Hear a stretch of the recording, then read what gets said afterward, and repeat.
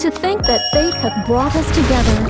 Truly, the threads of destiny are most enigmatic, are they not? Alright, welcome back. Today they released story number 2 for the event Goddess 4, and also they released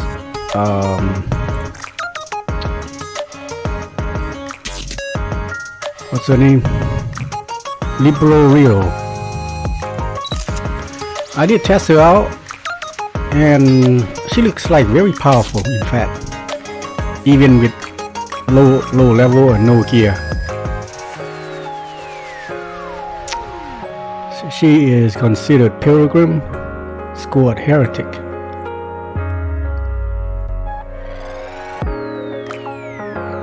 She's a sniper. Same thing with Red Hood. There's a lot of noise around you, human. She like to sleep. But I like how quiet you are. You know, that kind of begs the question. She could be friend Freema. Those two would enjoy sleeping together. They all like to sleep. Why? Okay, affect all enemies. Oh, that's why she's so powerful. Increase damage by 50% and deal some more damage against enemy.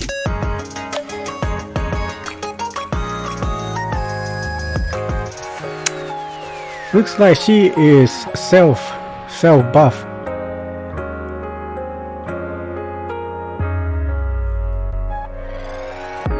And as well as against enemies. 40 seconds, stage 3. Yeah. I plan to recruit her with my other account. This one here I got no more. I spent everything on Nayuta, so the other account will have to pick up. So I'm gonna do another video recruiting her because I did test her out and she yeah, powerful. So let's go to the story. We will know more about her later on Saturday. Again, I can't do it on the weekdays. I work 12 hours a day, and we got lots of work and they approve overtime.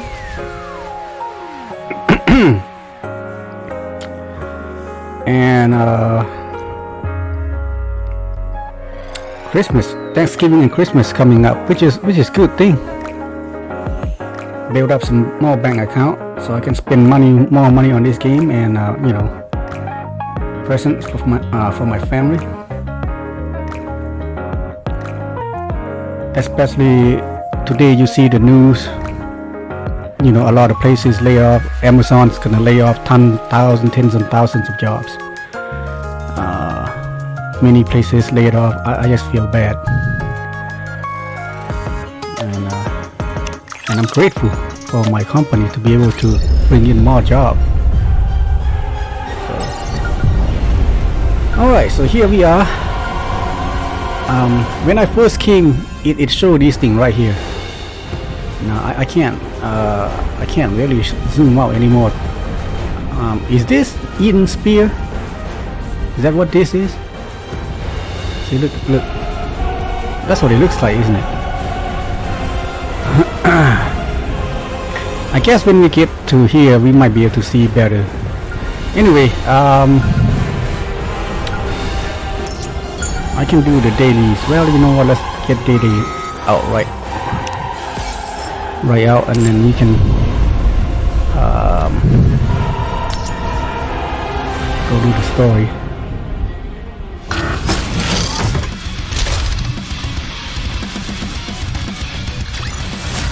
It seems I will now be Yeah, able this to enjoy Sakura, some quiet time with you. Bikini Sakura is quite powerful herself. Unfortunately, she only available during summer event. Just like Bikini. In fact, all the Bikini ones are summer stuff. Okay, so here we go. This time, Verily, Story number 2. I shall cast down Oh, yon hold up, dweller hold up. of the heavens and proclaim we left my off- triumph. When the queen came down and attacked Eden, and Marianne was intercepting the beam, or rather she absorbs it and declare to the whole party that she is the new queen of the Raptures. Okay, that's where we left off.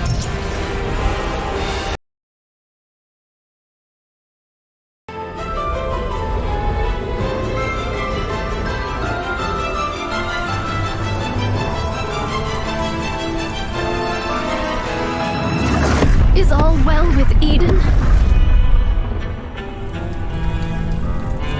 Verily, those who survived the recent defensive battle number 1,180. This may well become a war of attrition. Grievous losses shall we endure. You, all of you, must survive until the very end. You really think I'll come back? Will I get to see you again? Haran!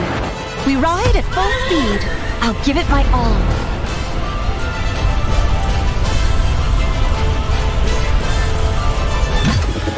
Verily, the matter at hand doth bode ill.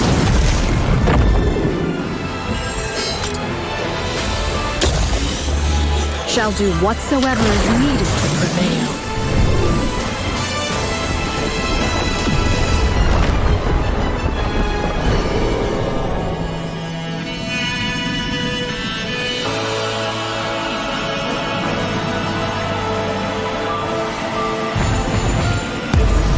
I shall consign thine lives to flame.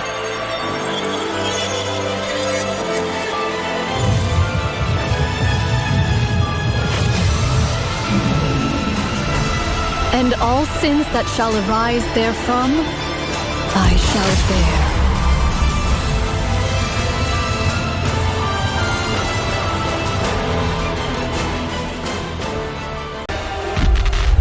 Here we go.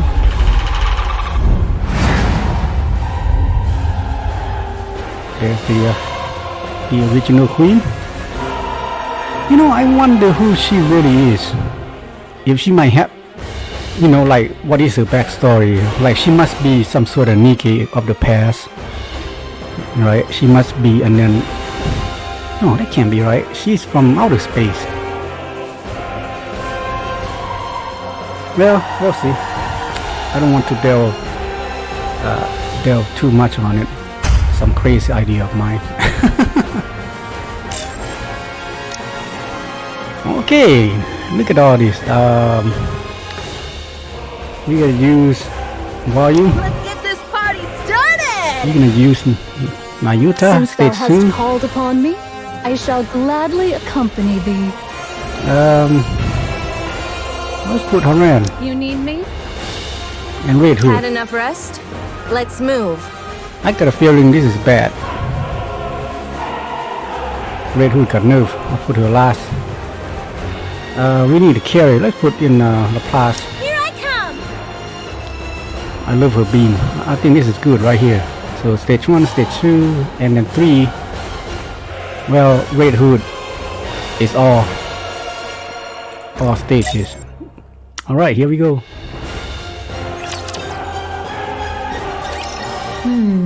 This isn't looking good. What do you mean? Marion went and revealed that she's the queen. And why's that a bad thing? The original plan was for Marion to keep the fact that she's the queen hidden, while I subtly leak it to the other side. Then everyone would give her hell. And once she broke down, I'd swoop in and sweet-talk her. Up to some nasty business, were you? Nasty business, you say? You know, when I look at prefer Rose, the term strategy. I don't like Turning her someone design into much. a puppet isn't something that happens overnight. You have to But take your Tiara, time with it. She looks Would you plump like and to know juicy. how to brainwash someone? Whereas I Rose, do have a she's few methods. I'm too not skinny interested. for my taste. Well, that was my plan, That's just my but preference. she went and said it first. I like At them that level, it's round and plump. practically a public Not announcement. Not fat. I guess they might try to kill Marion. Round and plump. She is smooth. the queen, after all. Just like a mirror here. Thus concludes mine account of young Lady Marion. Thank you, Nayuta. I guess she's just relating the story. Everyone? Nothing's changed. I concur. I already had some suspicions when she aimed a gun at us back in the Crown Kingdom. And after all, our target is that queen over there. What matters now is what comes next. Marion, will you have the Raptures destroy humanity? No. And what guarantee is there that it won't happen? If that does happen, I want you to kill me. Oh. Noted. Do the maidens of the Crown Kingdom harbor any objection to this, prithee? Talos? Yes. Taros grabs Charm and lifts her up. Charm locks eyes with Marianne. Chime.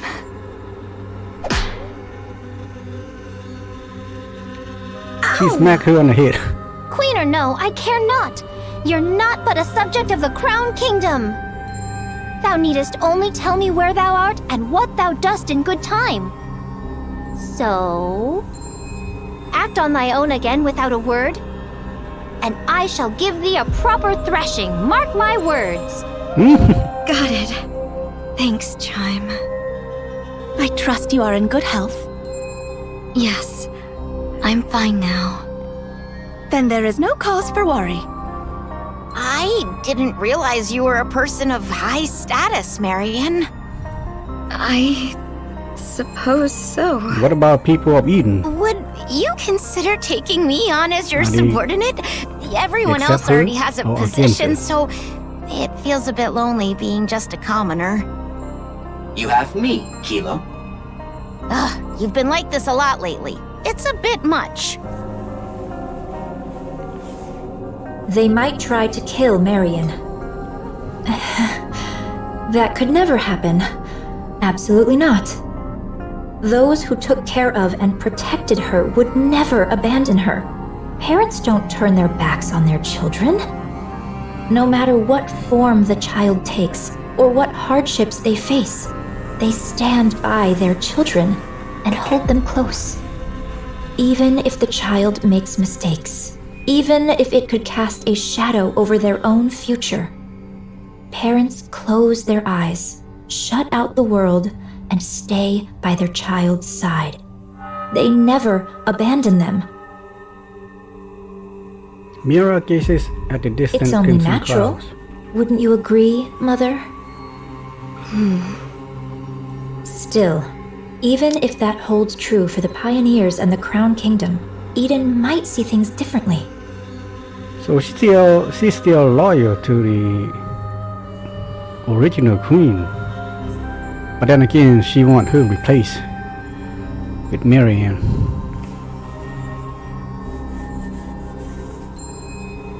I wonder how she gonna turn against us. It would be curious, if Cinderella shows up and meet her. How shocked would that be? They don't know Marion well. They have no understanding of what she truly is, or the nature of her being.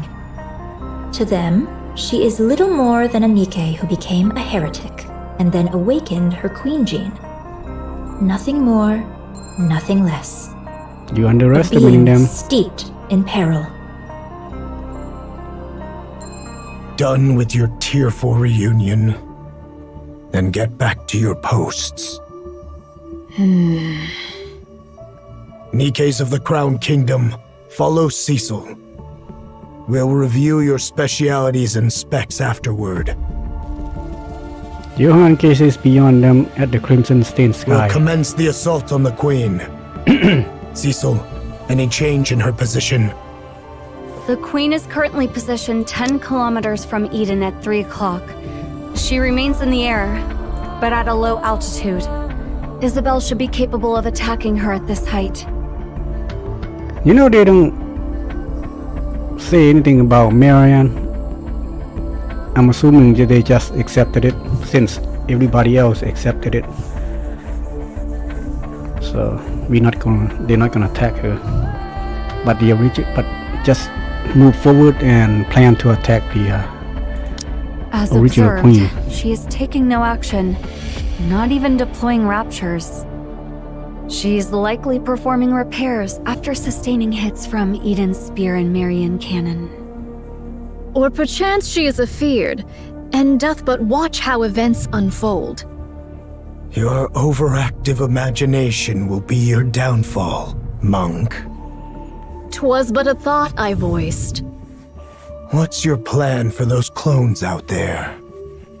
For now, I shall leave them thus, for it is not possible to bring them into Eden. Right. I refuse to let any more unknowns inside. Everyone, perform maintenance and remain vigilant until further orders. Young hero and maidens of Inherit. If it so pleaseth thee, I would fain converse with thee for but a moment. Very well.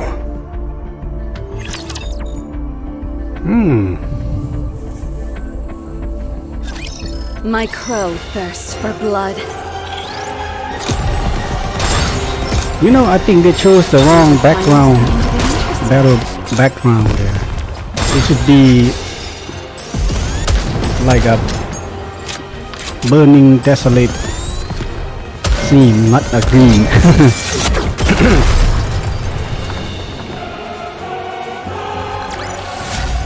Yet another victory I brought for you. Yeah, not the greenery. No need to thank me. After all, they got scorched earth by the beam there.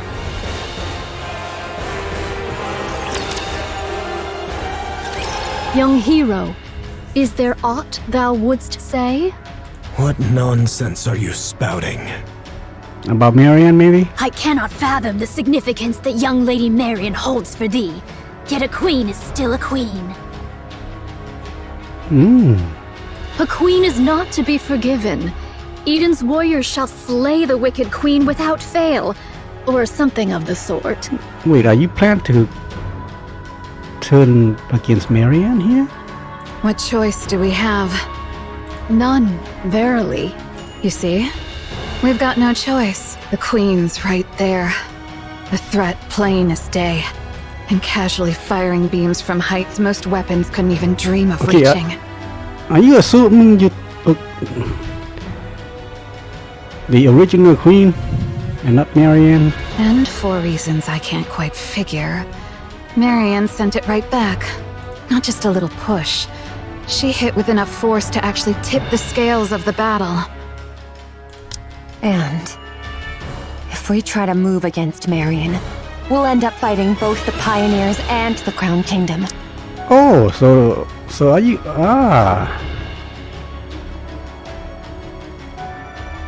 To my understanding, Nayuta is talking about turn against both of the queens here. So I'm assuming you try to team up with Marianne, defeat the first one, and then turn against her next. Is that what your plan is? That would not be wise. A fight among ourselves right now could be the end of us. Because I know the Crown Kingdom and the Pioneer Squad, they're gonna side with Marianne because of the commander. And because they care about Marianne. Marian isn't a problem for now. True that. Then again, she might be a problem later. You know, if she might be corrupted or manipulated by Red Shoe or Mira. And then the commander, the hero commander, come to the rescue or something like that. That could change later, but for the moment, she isn't. Good point. Therefore, we'll exploit her fully.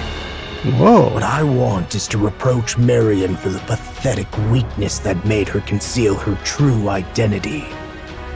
Because of it, She arrived late to Eden, and we lost Noah.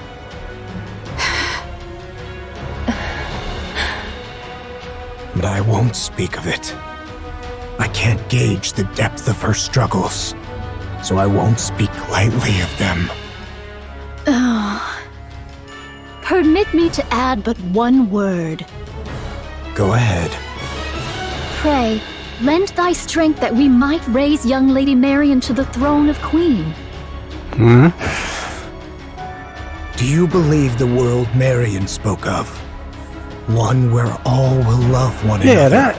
Will ever come. Yeah, even I find that hard to believe. Such a thing shall never come to pass. You're no different from them, monk. No, you're worse. Utter scum. Did I not say it, heir? Verily, this humble self shall do whatever is needful to achieve victory. But Eden won't make a move against Marian. Or rather, it's more accurate to say they simply can't. The one we should be watching is Nayuta. It's just a hunch, but I believe she has another agenda. What other agenda could she have? The two possibilities are either Marian becomes queen, or she gets killed when the queen gene is taken from her. Yes, but I have a feeling that Nayuta was the one who planted the idea in Marian's head. Because of that, she arranged some strong protectors for Marian. Not just for Marian herself, but for Queen Marian. There's no reason for her to be that proactive otherwise. Weren't you allies? We are, but our ultimate goals differ. I require a puppet queen, whereas Nayuta desires a surface without one. From Nayuta's perspective, a queen under my control is still one she can negotiate with, which is why we formed an alliance. When the time comes, will you agree to Nayuta's terms? Of course. There's no reason I wouldn't. That explains why Nayuta's being so proactive.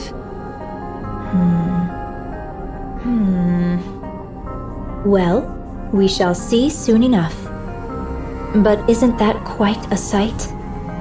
All those Nayuta lookalikes assembled just like that. I find it a bit unsettling. It's effective, that much is certain. The great and merciful mother is scared stiff again, merely watching from afar. Honestly, it's utterly pathetic. This doth prove a difficult matter. All the Alba particles I had gathered are now exhausted.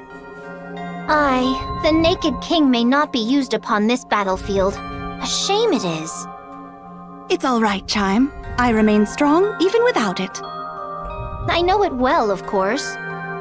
Yeah, that's right. To think that I might never gaze upon thy majestic presence again. Crown's armor Verily, absorb alpha all particle hope is not utterly lost.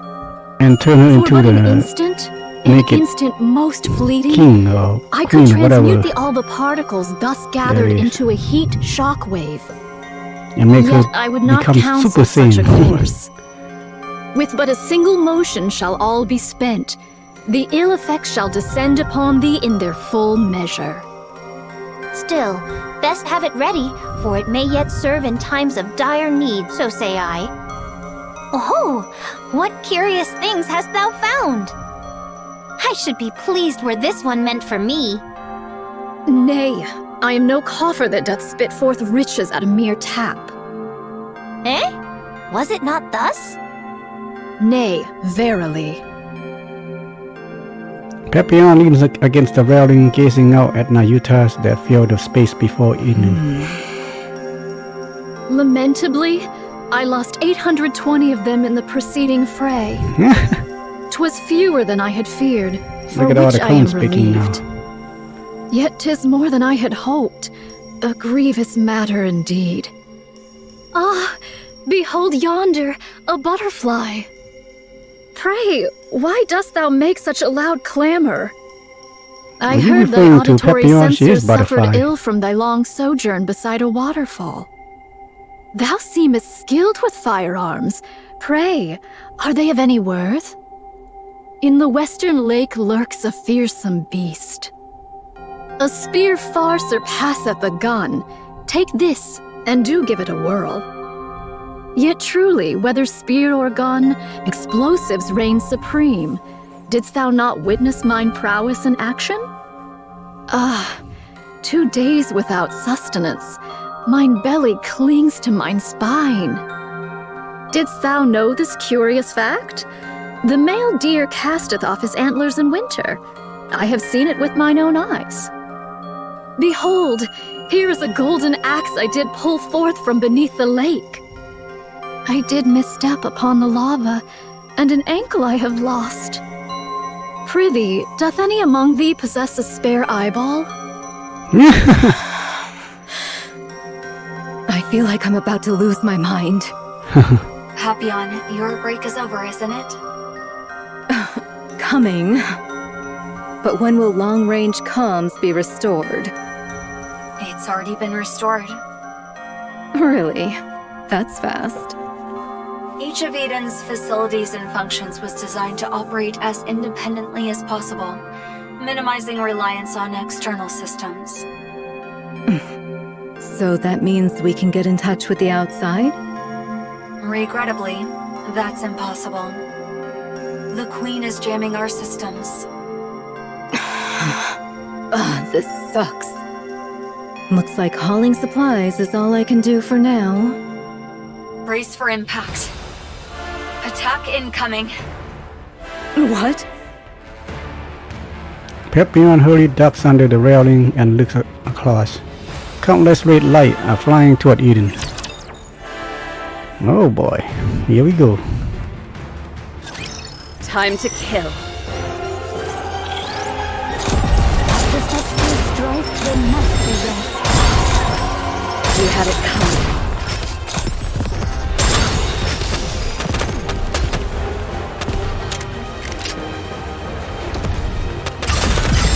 And torment free their curse, light to grace us.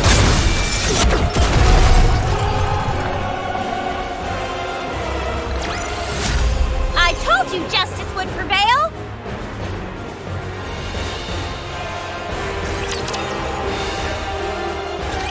How doth the situation fare? Isn't it obvious? The Queen is bombarding Eden with her beam. Is all well with Eden? The shield over all of Eden is holding. Not all attacks are blocked, but it's sufficiently effective. So, it doth pale before that savage beam of yore. Right. That means Eden's spear and Marion can... Marion's counter-strike were effective. The Queen can't use her large-caliber beam for now. Perchance she doth restrain herself, mindful of young Lady Marion's counter-strike. Therefore, she chooseth not a single mighty blow, but many lesser ones. In either case, 'tis certain the Queen seeketh to curb our movements. So it seems that your observation that the Queen is afraid may be correct. Even with her overwhelming forces and power, she still restrains herself. Let us advance.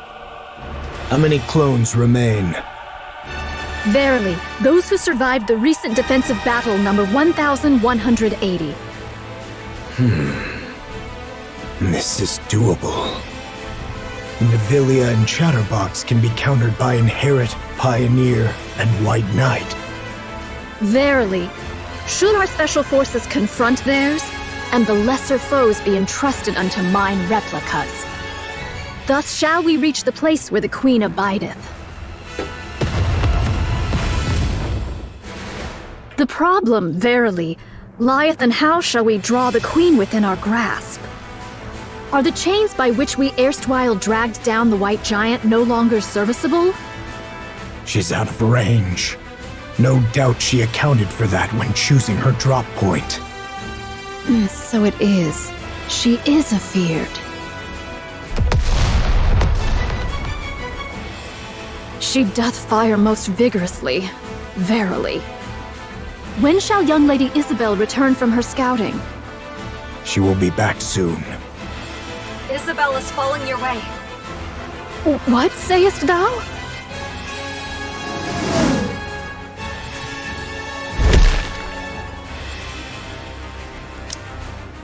Isabel plummets onto the runway with a loud crash. Commander. How bad is the damage? I'm fine. Just lost 2 feathers. Isabel struggles to get up. Did you get hit by the beam? No. 10 minutes ago. Isabel flies through the air, dodging the Queen's continuous stream of beams. There are many of them, but their trajectory and timing are consistent. These are just to keep us in check. The problem is... Isabel rolls to evade another beam. Far ahead, the Queen looms in the distance.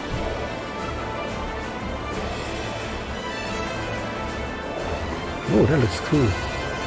Better take a screenshot.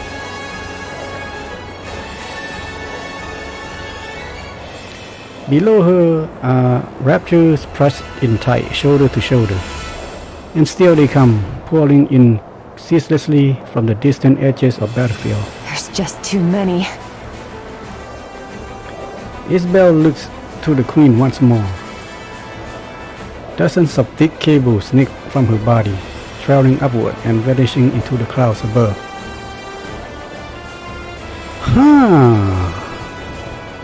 I wonder if she's a puppet.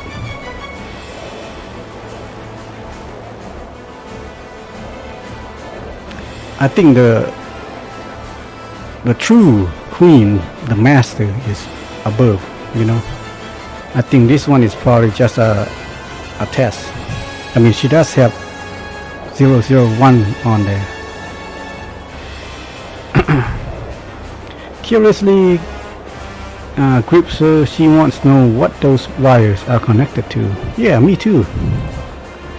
She assumes her sensors flare with warnings, her temperature and pressure readings in chaos. But she has time, just enough. Isabel searches upward, breaking through the clouds. What's this? Ooh. There's those wires. A massive black object is tethered to the Queen by thick winding cable. Its purpose is unclear. It's just a dark, hulking mass with no discernible form. From 2 open cavities, smoke curls upward, lit by bursts of erratic sparks. Are those from Eden's spear and Marion cannon? Then this must be... The black mass opened its eye. Holy cow. Or at least that's how it feels to Isabel.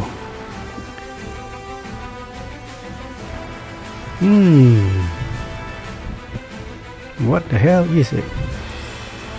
Dozens of glowing red cores reveal themselves across its surface. Instinct takes over. She whips her body around, just as the core begins to fire in unison. Oh, right there, that's how she lost her feathers, as she call it. A beam grazes her, instantly melting one of her feathers to evaporate to vapor. She dropped altitude, weaving through the deadly rain of beams. Hit sensors blare non-stop, but they mean nothing now. Reflex takes over. She dodges on instinct alone, accelerating with everything she's got. The shape has changed a lot, but that was definitely the space station. I'm sure of it.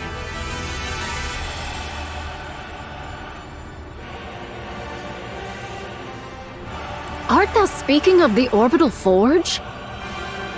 Yes. The Queen is currently linked to it. And the space station's been retrofitted as a fortress.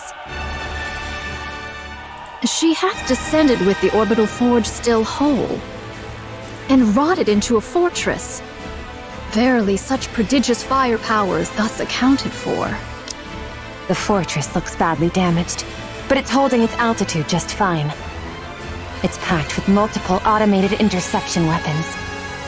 The moment I got too close, it started firing beams. I managed to dodge and pull back, but there's no way I can take it on alone. I'm not sure how far those weapons reach, but they can easily hit the surface. This is vexing. Verily, she doth pursue naught but the safest course. Should the Queen unleash her full force, or any other stratagem of aggression, perchance we might catch her unawares. Yet she maketh full use of her advantage, restraining herself all the same. Most vexing, verily. Should we allow this affair to linger, defeat shall befall us. She shall continue her convalescence and gather raptures whilst we must needs bring this matter to a close with all haste. Monk, are all your clones sentient? Enough. Say no more. Everyone, gather. Here is the current situation. Part of the space station is confirmed to be linked to the Queen. It is concealed above the clouds and has been remodeled into a fortress. Any attempt to approach is met with automated interception fire. Its range easily reaches the surface, though not Eden. The Queen has fortified her position to block all access while she gathers raptures. Once she deems their number sufficient, she will launch her offensive. Furthermore, as you all know, she has been firing long-range beams repeatedly, making it impossible to leave the monk's shield. We are trapped. We cannot advance. The Queen is simultaneously recovering and accumulating raptures. The longer this continues, the slimmer our chances of survival. Eden's spear will be ready in 3 hours. I don't expect the Queen will give us that long. Then, what should we do? Shouldn't we retreat? That's one of the options. Retreat does not exist in my vocabulary. Aye, we may turn about and march onward, but retreat? 'Tis not that I know. Isn't that retreat? If we fall back now, who knows when we'll get another chance at the Queen? Meanwhile, her forces will only grow stronger. Yet now doth she suffer us not to draw nigh. Upon the ground lie raptures and heretics. In the heavens abide the Queen and the station. An aerial approach is out of the question. There are too many interception weapons, and they're all far too precise. Not even I could dodge them. Over 5 Stormbringers have been spotted. Approaching in a transport ship would be suicide. Johan, it seems we have no means left at our disposal. What do you No intend to wonder do, we my keep commander? killing those Stormbringers. They keep coming back. There are many of them. I'll take the lead. They're like I can Motherwell. withstand all the They're Queen's attacks. transport ship. You can form up around me and advance slowly. Yet do heretics and raptures abide, and thou alone, young Lady Marian, canst not withstand the multitude of those automated interception armaments.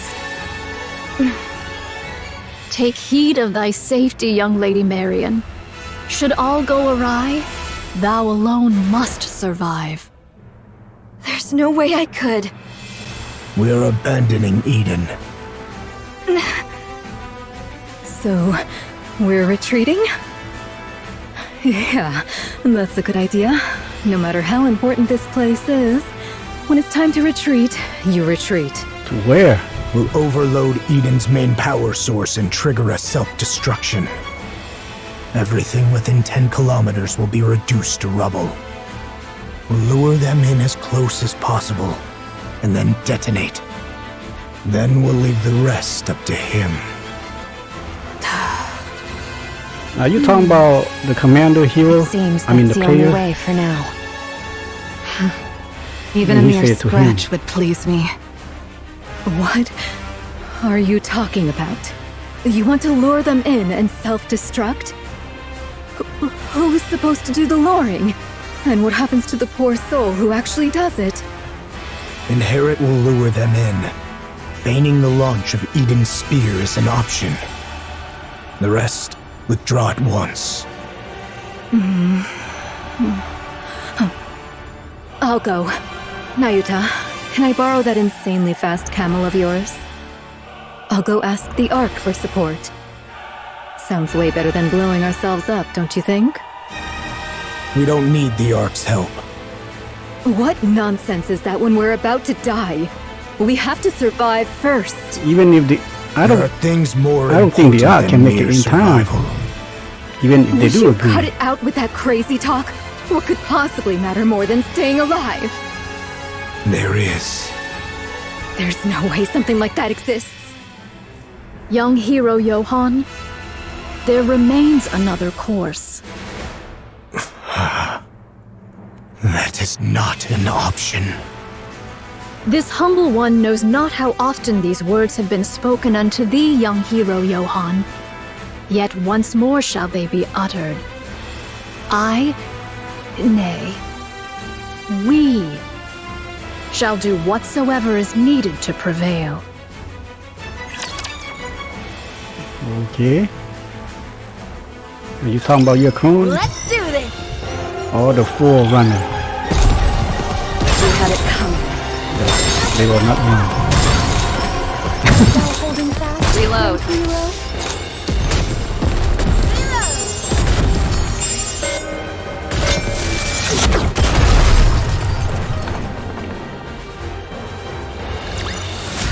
See? Told you everything would work out.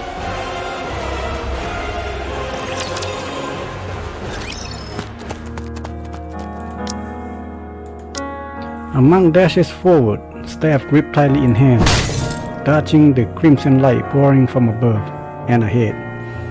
She swings her staff at the rapture before her. The rapture's armor shatters, revealing the core beneath. Without pause, she drives the staff deep into it. Even as another rapture lunges from the side, her eyes snap towards it. The staff follows, arcing in a swift practice strike. The crimson light engulfs her upper body, melting it away without a trace. Blue flames bloom across what remains of her, leaving behind only a shimmer of golden particles. The golden particles scatter like dust in the wind, drifting far before entering the monk, who is seated calmly in meditation. The golden particle, is that referred to the alpha particle? Does that mean Nayuta have the same ability as Crown?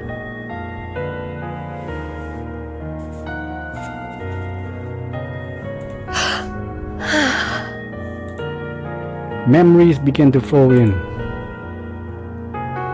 The clone once had a herd of deer she cared for. She fed them, tended to the fawns, and protected them from predators. One newborn fawn was in poor health, and she watched over it with utmost care. The fawn clung to the clone as if she were its mother, and the doe regarded her as a family. The image of a fawn growing up, the longing for the herd, and the searing pain when the upper body melted away, all comes through in force. Nayuta erases the memory, leaving only information about the terrain. Is she destroying her clone and then absorbing their knowledge? Is that what she's doing? Like a raging warlord, another monk tears through the horde of raptures. Along the path forward, 20 had already fallen, crushed beneath the unstoppable might. Though she lost an arm to a crimson light blazing ahead, she presses on without pause, narrowly dodging the fiery beams raining down from above. She loses her footing and collapses. I guess when they die, their memory flows into the real Nayuta and then give her the knowledge. Is that what's happening? So those golden thing was not alpha particle, but her clones remain essence, if you will, which provide her with memory of their, of their journey, as well as whatever information that she can learn from. Blue flames bloom across what remains of her, leaving behind only a shimmer of golden particles. Yeah, there you go. The golden particles scattered like dust in the wind, drifting far before entering the monk, who is seated calmly in meditation. Yeah, that's what's happening. She's absorbing the essence and knowledge of her dead clone. Memories begin to flow in. That clone had once met a lost Nikke by chance and taking on the role of guiding her north. Oh, a son ambushed by a swarm of raptures claimed the Nikke's life, and the clone could only curse at her own powerlessness. She pushed herself through endless training, determined to prevent it from ever happening again. Nayuta erases the memory, leaving only information about the martial techniques. A memory of clone who broke down in tears before a grave of someone whose name she never knew. The memory of a clone who lived her entire life consumed by hatred, killing raptures and nothing more. A memory of clone who befriended a scarecrow in the wheat field and promised she would return. A memory of clone who built a house by the sea and spent her days staring endlessly at the wave. Oh, so she get all these essence, and each essence have their own memory and story. All these memories flow into Nayuta, but she erased all the personal memories of each clone. Tears fall. She mourns the traces left by those countless clones.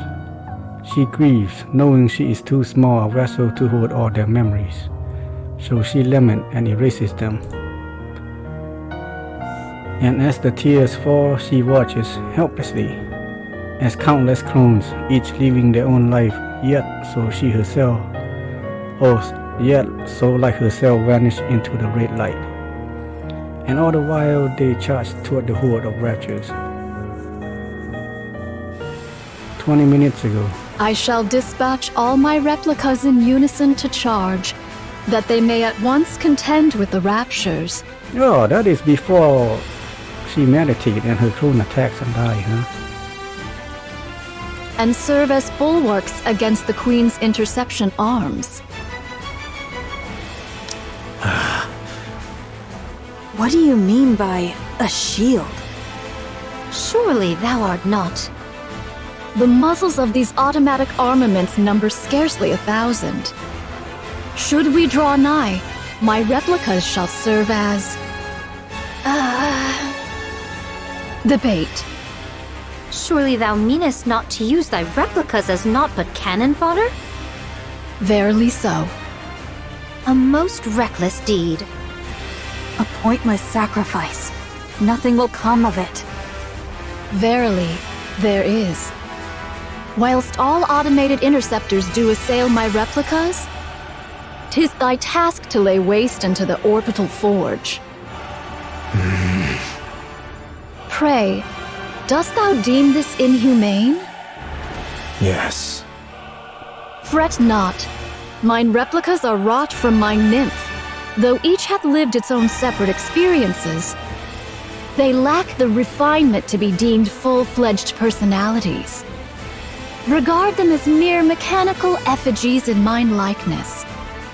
There need be no concern for them. Fine. I'll trust you, monk. I thank thee, young hero Johann. Once I send forth my replicas towards the Queen, I beseech thee to follow closely in their wake. We possess but a single opportunity.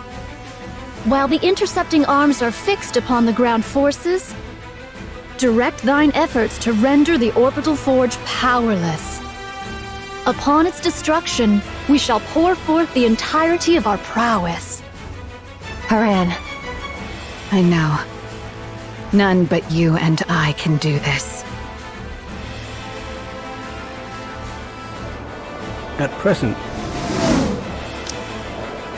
So Isabel and Haran is going after the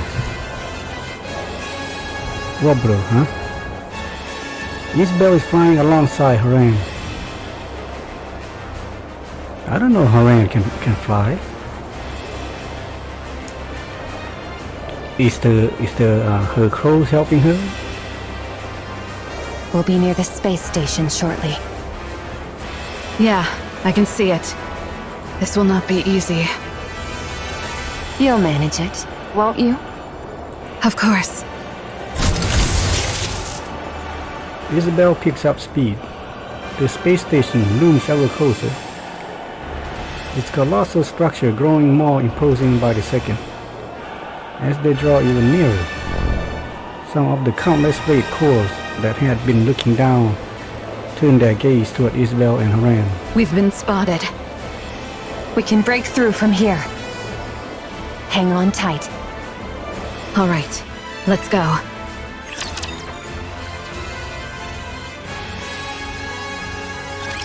I'm going in! Art thou holding fast, great hero? We're finally starting to get interested.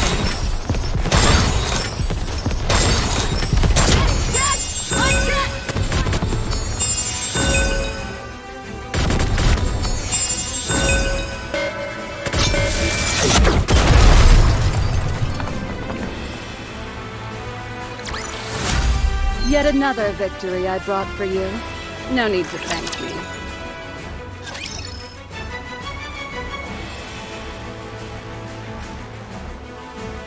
Moments before the assault on the Queen space station. I'll go. I'm better at annihilation battles than you. You're deluding yourself, Snow White. You may fight well, but by raw specs, you're no match for me. The space station is no match for your clever tricks. It will be a contest of raw strength. And I have no intention of making Isabel carry someone as heavy as you. Haran, you might die. That's precisely why I should go. You, all of you, must survive until the very end. You're utterly mad, after all. I deem your way superior to Eden's. An ideal, indeed. Yet you have forgiven the Ark, something we could never bring ourselves to do. In that, you are the madder ones.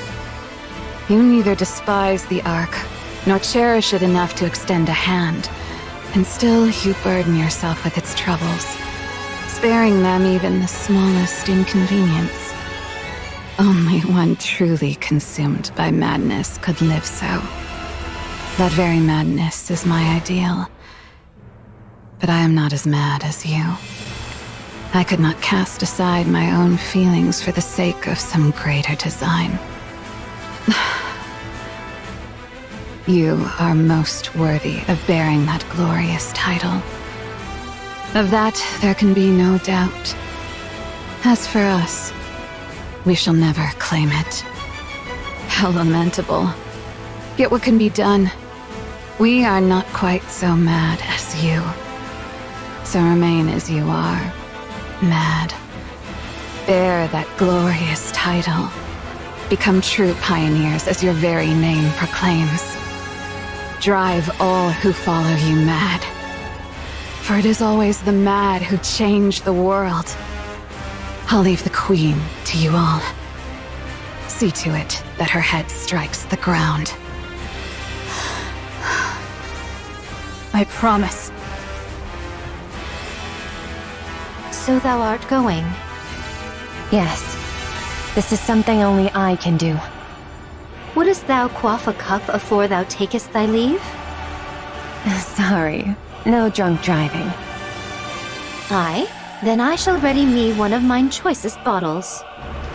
When thou returnest, we shall quaff a cup together. You really think I'll come back? Oh, was thy desire to perish so?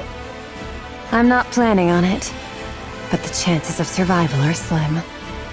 'Tis a mighty draught for one to quaff alone, methinks. Then don't drink it just yet. Save it. If you're bragging that it's so good, it must be really something. Aye, I shall be waiting. Off with thee then. Okay. Scarlet walks away. Papillon. My, you're like a ghost. How'd you know I was here? You haven't stopped staring at me ever since the mission was decided. Weren't you going to say something to me? Well, I don't really know. Must have slipped my mind. Papillon. Go back to the Ark. This isn't a defensive mission anymore. It's an all-out assault. You don't need to risk your life just because you're a hostage. You haven't trusted me this entire time, and now you're letting me go? Did you plant a bomb on me or something? I'm not gonna blow up when I get to the Ark, am I? That's actually a good idea. I admit, I doubted you. You came across as frivolous and entirely self-absorbed. And I don't anymore? You didn't run. I don't know why, but you didn't. You stood your ground and fought with us. Maybe it was the desperation of the moment, but I really liked seeing that. That's why I'm letting you go. I don't want you to die. You've actually developed some camaraderie in such a short time? Maybe. No. Actually, yeah. I think everyone feels the same. Well, aren't you easy to please? It may seem that way to you. Go on then. But promise me one thing. You can tell the Ark whatever you want. Just don't say a word about Eden. This place was built by people who dreamed of paradise. And I don't want anyone trampling through it. Can you promise me that? Wouldn't it be better if you just killed me? It's not easy. But I'm doing it because you seem like a good person. Me? But I'm a spy. I side with whoever gives me the most benefit. You're a much better person than you give yourself credit for. I'll take that as your promise. I've just sent you a safe route. If you're alone, you should be able to slip out of this area without much trouble. Go now. And don't die. Will I get to see you again? Hard to say.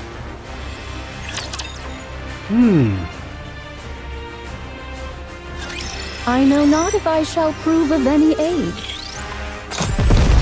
Papillon really gonna be leaving? Somebody gotta get message to the Ark, I guess. Holding fast. How this is done. Even a hero needs to Surely recharge with those once in a giant while. beams. Yeah, I would know. I mean, Cinderella and perfect Silent, you know, they already know.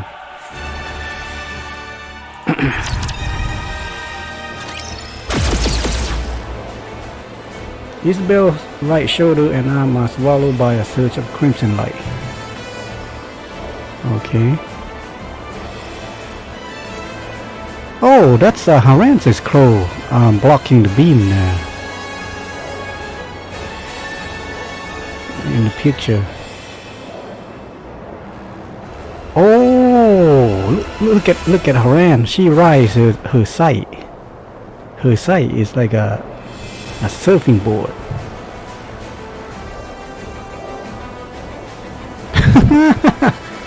Okay. Anyway, her flight falters as parts of her upper body melts away in an instant. Holy cow! Isabel, you got pierced. We are nearly there. Do hang in a little longer. I will! Isabel pushes her speed even further. She feels it, her limit approaching fast, until control slips away. A torrent of crimson light crashes down. Then, the realization hits. Her lower half is gone. Oh boy. And her core power drops precipitously. Haran! Leave the rest to me. With what is certain to be her final burst of speed, Isabel surges into a downpour of crimson light. Twisting her body mid-flight, she launches Haran into the air. Haran lands on the space station's outer wall. Should she turn back? No. Only regret and rage wait there. Haran swings her sight, breaking through the station's outer wall, and leaps into the crack. Isabel watches. Once she's sure Haran has made it, she gently closes her eyes. Then the crimson light comes for her in endless streams. Darling, to see you once more. Well, she's still thinking about the hero commander in her final moment. The crimson light engulfs Isabel. Dang! The first half, the victory go to the good guy. But now the second half the pendulum seemed to be swing in favor of the bad guy. Man, this game is pretty gruesome, brutal. I like it. Okay, here's Haran. What a squalid, damp place. How perfectly it suits a hideous wretch like you. Haran swings her sight, powder scattered in the air. Be grateful to my comrades fighting beneath you. I would have delighted in tormenting you further, but that would put their lives at risk. A pity. But I shall end this swiftly. The powder spreads further. Sparks jump and crackle across the space, and ominous sound of liberated all around. Oh man, the tongue-twisting word. This is a self-replicating predatory virus I prepared just for you. Oh, she is spreading. I think she is more like an alchemist, which she called the witch's brew. The more foolishly large you are, the more there is to feed on, and the more ferociously it multiplies. Oh boy, she just put the virus. Now then. Onto the space station. Fall. Your Highness, methinks the Nayutas in the area have dwindled greatly. Then the spice station will fall soon. 'Tis the space station, Your Highness, and yet, after all this time, naught has happened. Believe in them, Chime. They have placed their very lives on the line to defeat the Queen. And when one stakes life itself, miracles are wont to follow. Understood. I, Chime, have foolishly imagined defeat and spouted nonsense. I shall trust you and fight. Yes, let us do precisely that. Crown and Charm ride atop throne, tearing through the battlefield with unstoppable force. With each sweep of her spear, Crown shatters and pierces any rapture that dares to block their path. While Charm hurls bomb after bomb, sending enemies flying in all directions. Crimson light rains down from above, but not a single one touches throne. Your Highness! Indivilia lieth before us! At the end of rapidly changing scenery, Indivilia looks at Crown with a smile. Aha! She is no longer caught off guard. This time she is prepared. Shall we hold her here? I don't think you're gonna get the same result there, Crown. Alrighty. Hold on tight, Chime. We ride at full speed. Forward, Tron. Crown slams its hooves harder into the ground, surging forward with explosive force. The acceleration is so great the surrounding landscape dissolves into a blur. In that split second, a massive chunk of metal crashes down on Throne's path, or in Throne's path. The impact sends a deep tremor to the earth. A thick dust billows up in its wake. Crown's gaze snaps skyward. Beyond the blurred red clouds, rusted, broken fragments of steel rain down like a storm. The Queen is descending, slowly, steadily, drawing closer to the surface. And then, all at once, the relentless barrage of crimson light comes to a halt. It seems it has fallen. We did it! Space station neutralized. Initiating death blow sequence. Do remind me, what was that again? Fall back! We must retreat, Your Highness. Should we be ensnared, all is lost. Ah, so that was the plan. Very well. Fall back. The chunk of steel in Throne's way is sliced in half and crashes to the ground. From beyond the wreckage, Indivilia's tail comes whipping forward, aimed directly at Charm's neck. There is still a matter of revenge I must see through. Oh, she won to kill Charm for finishing her on a previous fight in the Lost Kingdom episode. Crown turns sharply, thrusting her spear up just in time to shield Charm's side. Just as I thought. Oh, hang on a moment.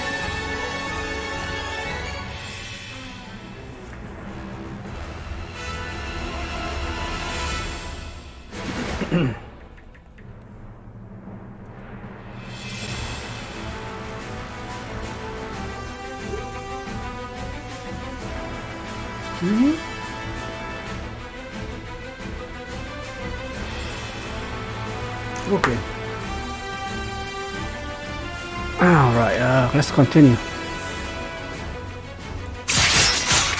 Indivilia launches relentless assault on Charm. The air cracks with piercing shrieks as blades and spear collide in the crash of metal. Crown intercepts every strike, shielding Charm without fail. Worry not, Chime. I will ensure you are safe. Ah, yes. You are truly suited to die for others. Did I tell you I found Indivilia very attractive and sexy? I wonder one of these days we're going to recruit her just like we did with Miha, Lister, Modernia, and Liplolero. I'm a weird dude, sorry. Somehow I kinda like it. On the bad guy. The Chatterbug is still funny. He's more level-headed and yet cunning. But Indivilia, to me she looks hot and deadly. Somehow I found that very charming. if she is available for recruiting, hell, you bet your ass I'm gonna save, you know, resources to get her. But we'll have to see now, don't we? Continue shouldering their lives and missions until your death. Individual's blade gains terrifying speed and locks onto Charm like a predator, relentless in its pursuit. Charm curses herself for being powerless as the battle rages on before her. And yet, at the same time, she feels a flicker of relief as she watches the king's back standing before her and blocking everything. Individual's tail sweeps in a vicious arc, aiming not at Crown but at Charm behind her. Its devastating blow, Crown sees it coming and knows that if she can block this, the moment to counter will be hers. I guess Individual has found Crown's weakness, which is Charm. So if she were to go one-on-one against Crown, you know, without anyone interfere, I think Crown would have the edge. But because now she care more about her subject, that is her weakness, and Individual just play that like a you know, play her like a fiddle pretty much.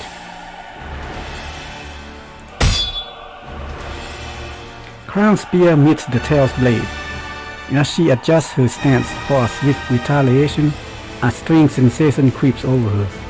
Her body feels sluggish. I've been sprinkling the Ulva particles you like, letting them seep in. Does it please you? Chime, retreat! It's already too late. Individual's tail lashes toward Charm once more, but Crown steps in to block it. Oh, she sacrificed herself. Yeah, this second half of the story is the bad guy have the edge in a brutal way. Indeed. I expected you would do that. The tail, once sweeping horizontally through the air, suddenly shifts its course in a heartbeat. Its blade at the tip surges skyward, then crashes down with a lethal force. Individual's strike buries itself deep into Crown's shoulders, carving a ruthless path downward. The blade doesn't stop until it slashes clean through her waist.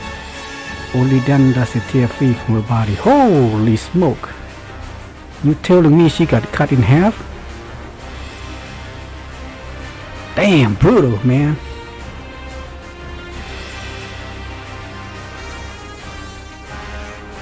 Holy smoke! How are they gonna get revived or repaired? You know, I guess we just have to wait and find out, don't we? Surely, someone as popular and powerful as Crown, they're not gonna let her die per se. I mean, hell, look at Individual. She's been dying how many times? Tons of time. Here she is, like nothing happened. At that very moment, Individual steps back, putting a distance between them. Your Highness!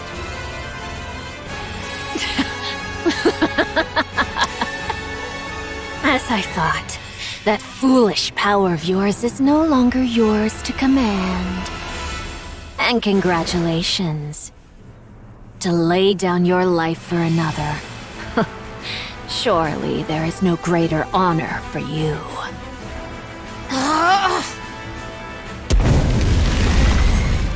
With a sharp kick, Talu sends the rapture he's been facing flying, then charges straight at Individual. She lowers her stance with a smile, calm and unfazed. At that moment, Trom slams into Talu. What?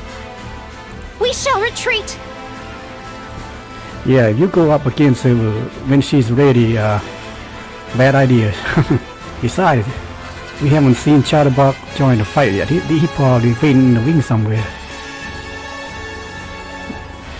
except Nihilista. I wonder what side she can be on, because she's kinda seem to be on the good side. But then again, you know, she is under the dominance of the queen, so she has to do what the queen tell her.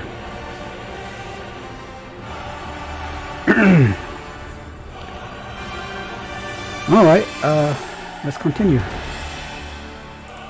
Crown! Crown! Rapunzel is here. She shall save her at all costs. Retreat! Would that?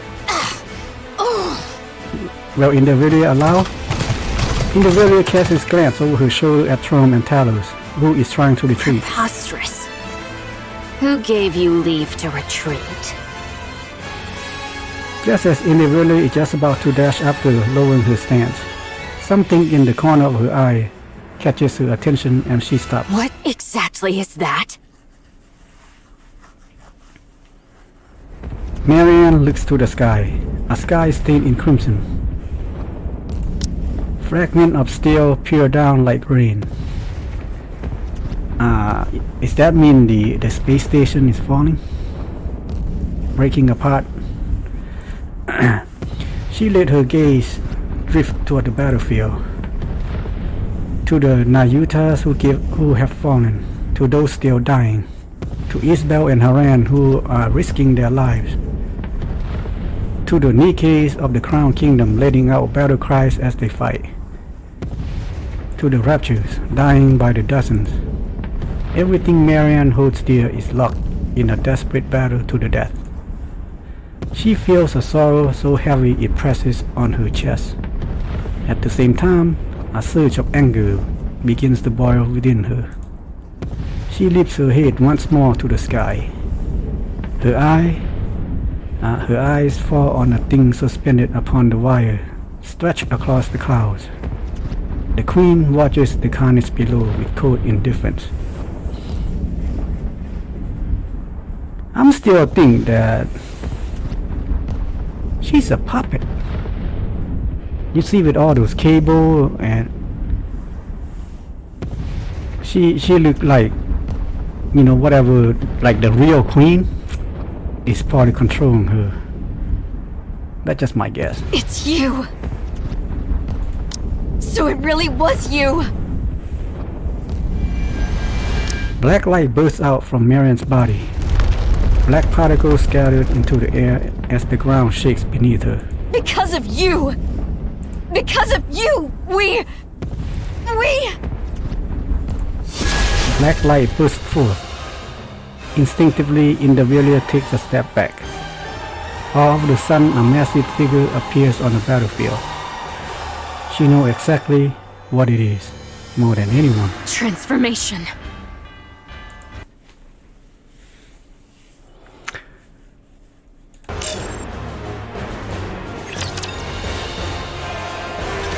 Young Lady Marian, It's like a flashback. canst thou accomplish it? If it pleaseth thee not, I shall not compel thee. To be honest, I don't want to.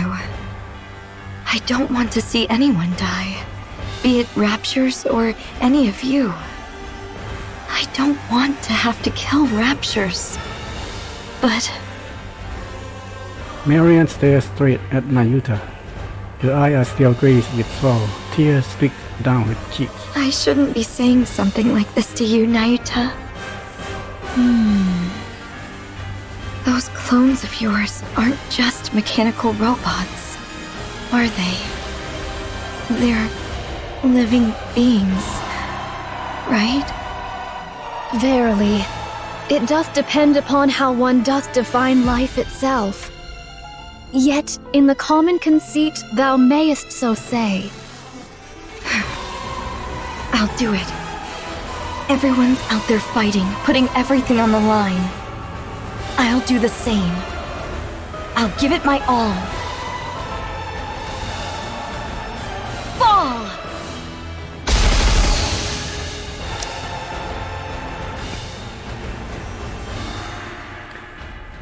The giant rains bullets and missiles down on the Queen space station.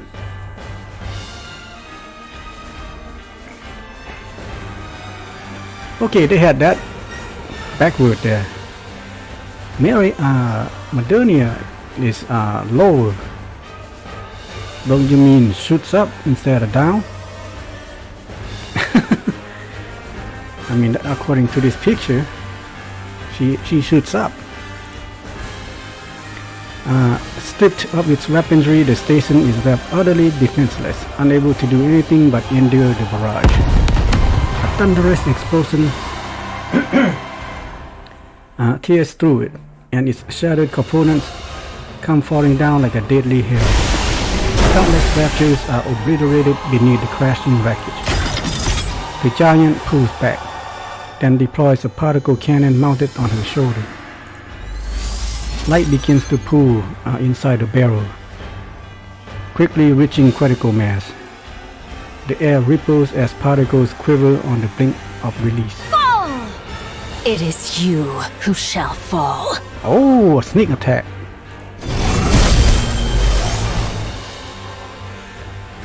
Having taken the form of gigantic centipede, Nikke unleashes a bolt of lightning. Yeah, she is a lightning element. There are tears through the sky stretching toward the giant's body. In an instant, Marian's massive body vanishes as if it had never been there in the first place. What is this? Yeah, she can teleport. We fought her many times during boss battle. Without warning, Marian's massive form appeared behind the Queen space station. Particle disassembly and reassembly?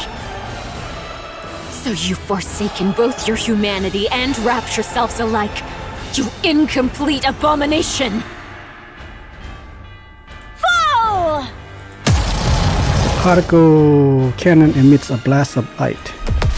It pierces through the station. Hell yeah, I remember this light, man. If you don't attack the cancer ring, it will wipe out your whole party. Now she's using this to oh, she attacked the space station. It looks like the beam also might hit the centipede there, the second form of Nikke. Raptors caught in its path, shattered and melt under the searing beam. The giant centipede swings its tail with crushing force. Marian's body reels from the blow, her stance faltering. In a flash, the giant centipede coils its body around her frame, then unleashes a violent surge of electricity. I shall either roast you as you stand, or crush you outright! Your queen has fallen, and yet you still linger in the air. Truly a most disloyal servant. Holy... Look at her, she looks awesome. You know, I wish that they would remake Haran's skill. Like her ultimate should be using her sight. I mean, that looks awesome.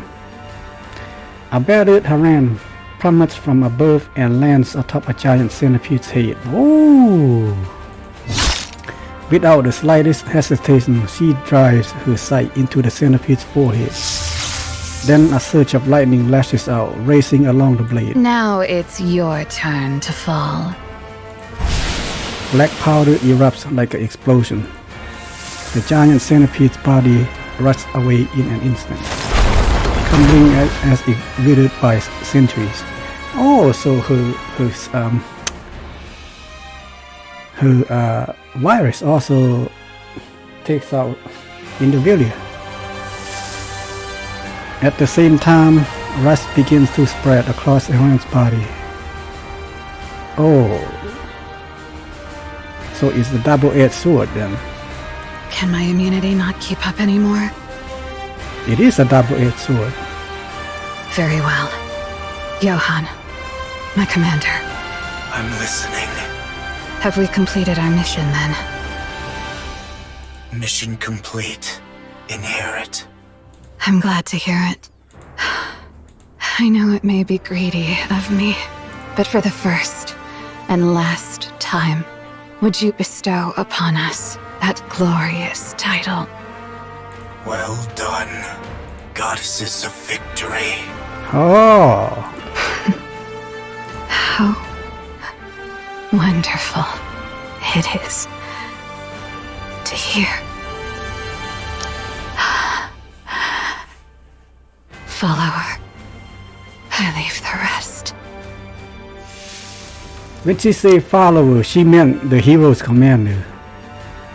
Just as the final moment of Isabel, she said, darling. Haran crumbled into dust and vanished. Oh. So all three of them are gone.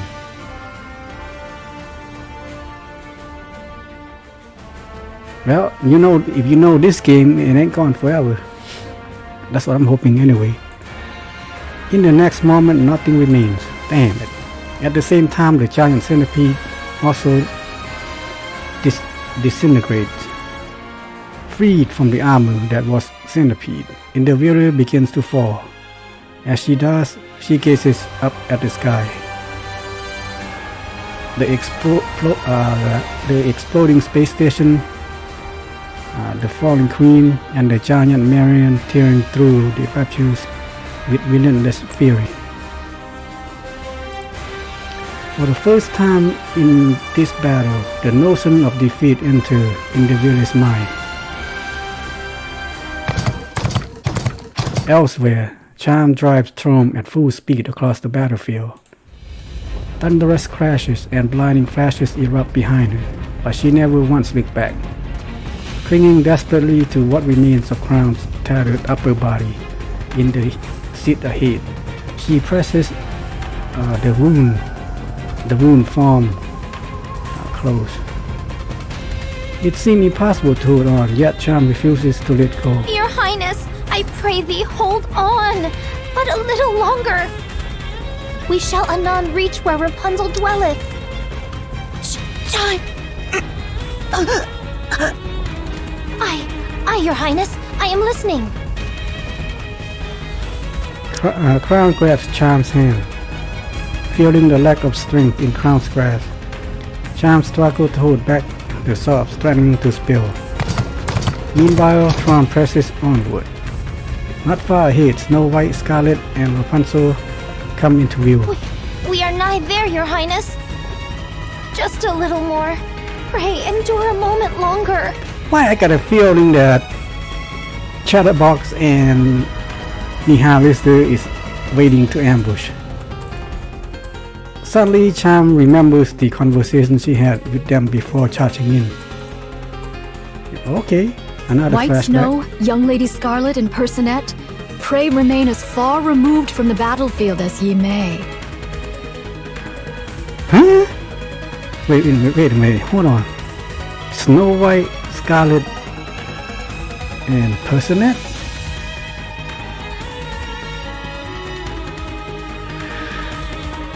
Snow White, Scarlet.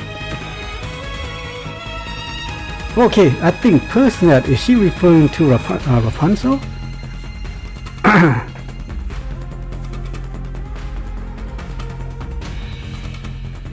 Alright, hold up. I think I got water in my ear. I just take a shower. My ear itch like crazy. But I don't want to stick Q-tip in there and scrape too hard, because after a while it hurts. Oh man, that feels good. Are you saying we're supposed to just sit back until then? We've already given up on defending Eden. Now that the shield's down, there's no reason for us not to be sent in. 'Tis for naught else but to face the Queen. This may well become a war of attrition. Grievous losses shall we endure. Yet the queen is fated to fall unto the surface. Not know we of her true capabilities. Thus, none but ye three may confront her.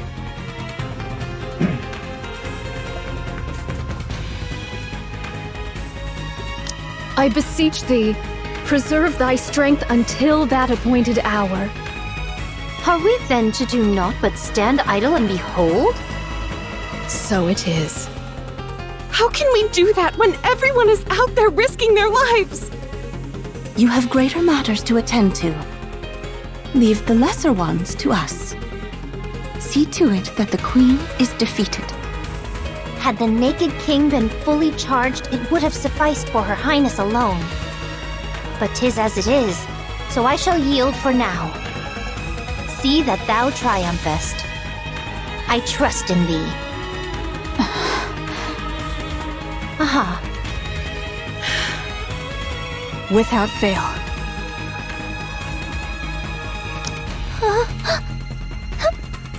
Chime. Crown tightens her grip on Charm's hand. With all the strength she can muster. I understand, Your Highness.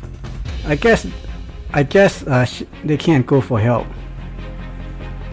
Their job is to help the those three to encounter the queen with their full strength. Chime. Here.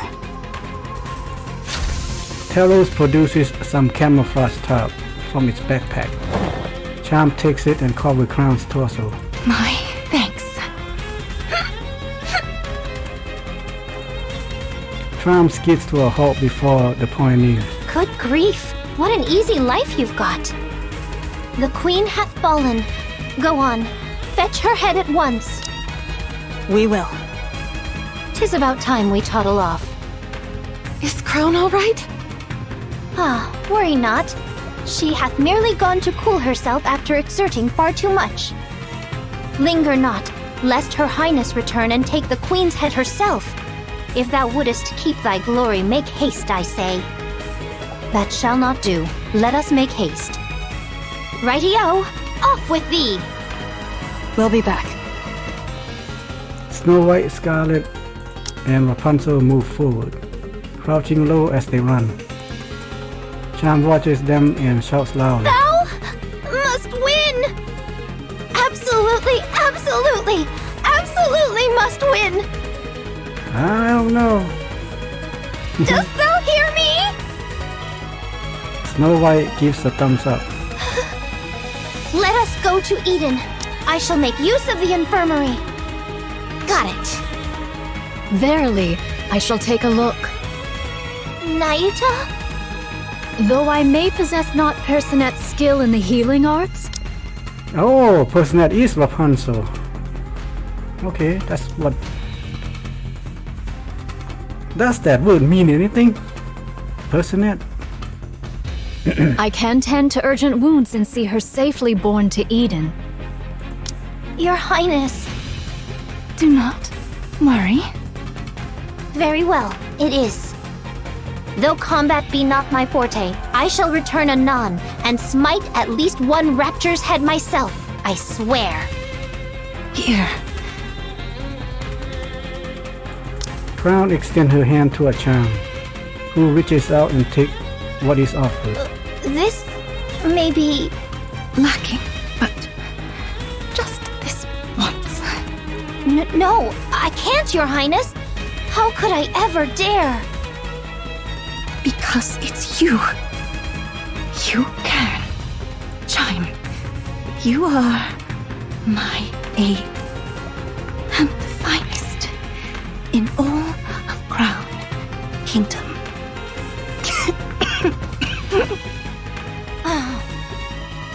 Very well. I shall try. Is it? No, I shall accomplish it. Is it a spear? I believe or is in it you, something Chime. else? Right. Kilo, away we go! Yes. You're Nayuta, right? Please take good care of Crown. She's the one who showed me where I truly belong, and someone really precious to me. I'm counting on you. Understood. I shall see to it myself that she liveth. Verily. John, Kilo, and Talos nod and dash into the battlefield without a moment's hesitation. Meanwhile, Nayuta watches them quietly. Now then, young Lady Crown, pray endure but a little longer. This humble one shall exert all mine utmost strength to grasp thy thread of life. Nayuta, why do you merely stand and watch? Huh? Why do you not run out to join them? Pray, refrain from discourse. I must needs devote myself wholly to thy treatment. Are you afraid? You know so much, yet you cannot decide. She got another agenda. Why you keep standing by. With Mira and Rose. Oh, verily, I am beset with fear. To know more than others doth not ever bring advantage. Should matters go awry, I do fear the fault shall rest upon me. Therefore, I am unable to decide. Nah, you just want... Clever of you. So it would seem. Nayuta, merely standing by and watching won't change a thing. Verily, I am aware.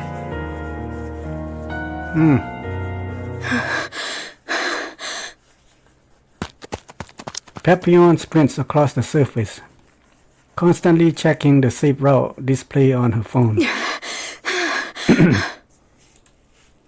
The safe route Isabel gave her has proven reliable. She hasn't run into a single rapture so far. At this pace, she's confident she'll make it to the Ark without incident.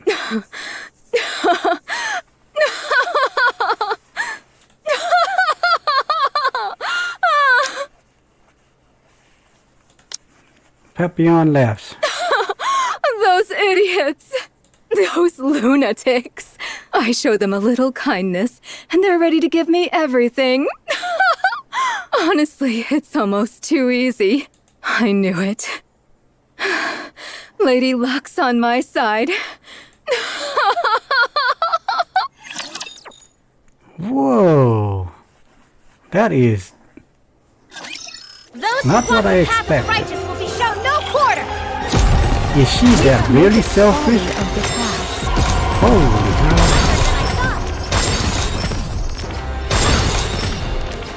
Man, Papillon, you disappoint me there. And here I was about saving my resources to get you if you were available. See? Told you everything would work out.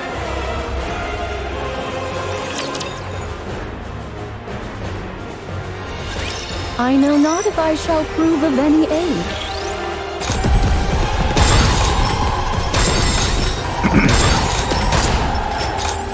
Haste maketh folly of the past.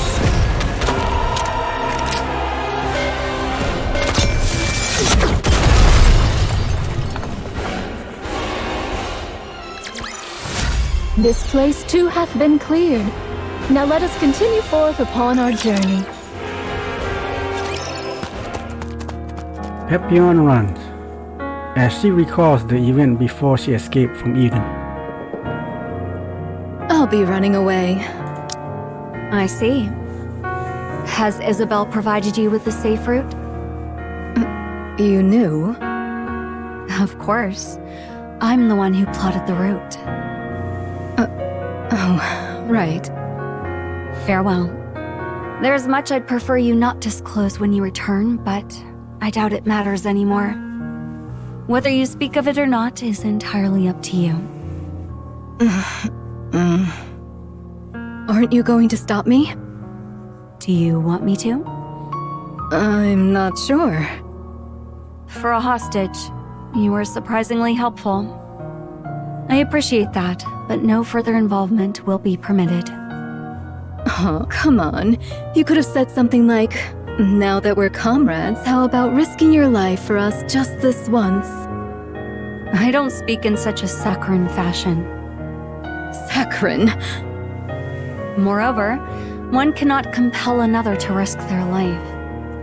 Only you can determine the value of your own life.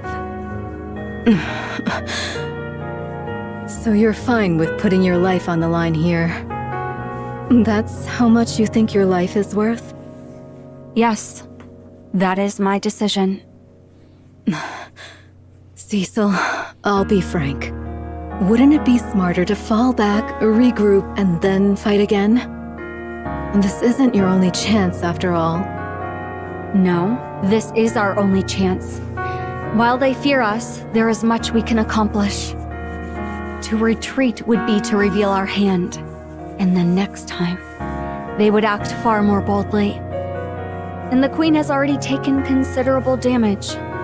There's no guarantee we'll ever be able to inflict this much harm on her again. Why are you all going to such lengths? This is strange. What can possibly be more important than your own lives? Who knows? She is selfish, isn't he? Perhaps it's just as you said. We've all gone mad.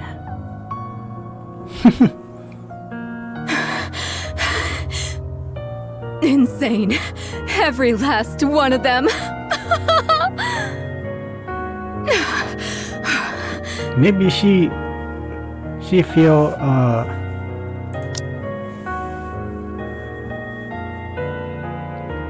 regret. You know, it's like one of those ironic laugh. You think that you laugh like you don't care, but deep down you know you care for them. Is that what she's feeling right now? She laughed at them risking their life, calling them mad.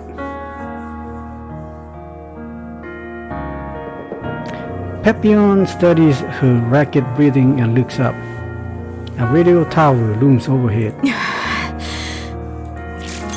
She activates the tower's terminal and connects it to her phone. After tapping the phone a few times, Papillon brings it to her ear. What am I even doing right now? Seriously? The signal goes through. Soon after, a voice can be heard from the other end. How bold of you to call me. This better be something important. Don't tell me you don't know yet. Of all those beams in the sky, the crimson, Come to Eden. Hurry. Oh dear. I have no time for that right now. Listen to me. There's no time. The Queen has descended. Eden has been decimated. The Pioneers and White Knights have joined the fray. And Herod has been wiped out. Wow. She actually told her. What did you just say? I'm not joking. Hurry over here and help, or else everyone will die. Wait. Who did you say was wiped out? Shut up and just get over here! Papillon yanks the computing from her phone and looks toward the wasteland she ran through.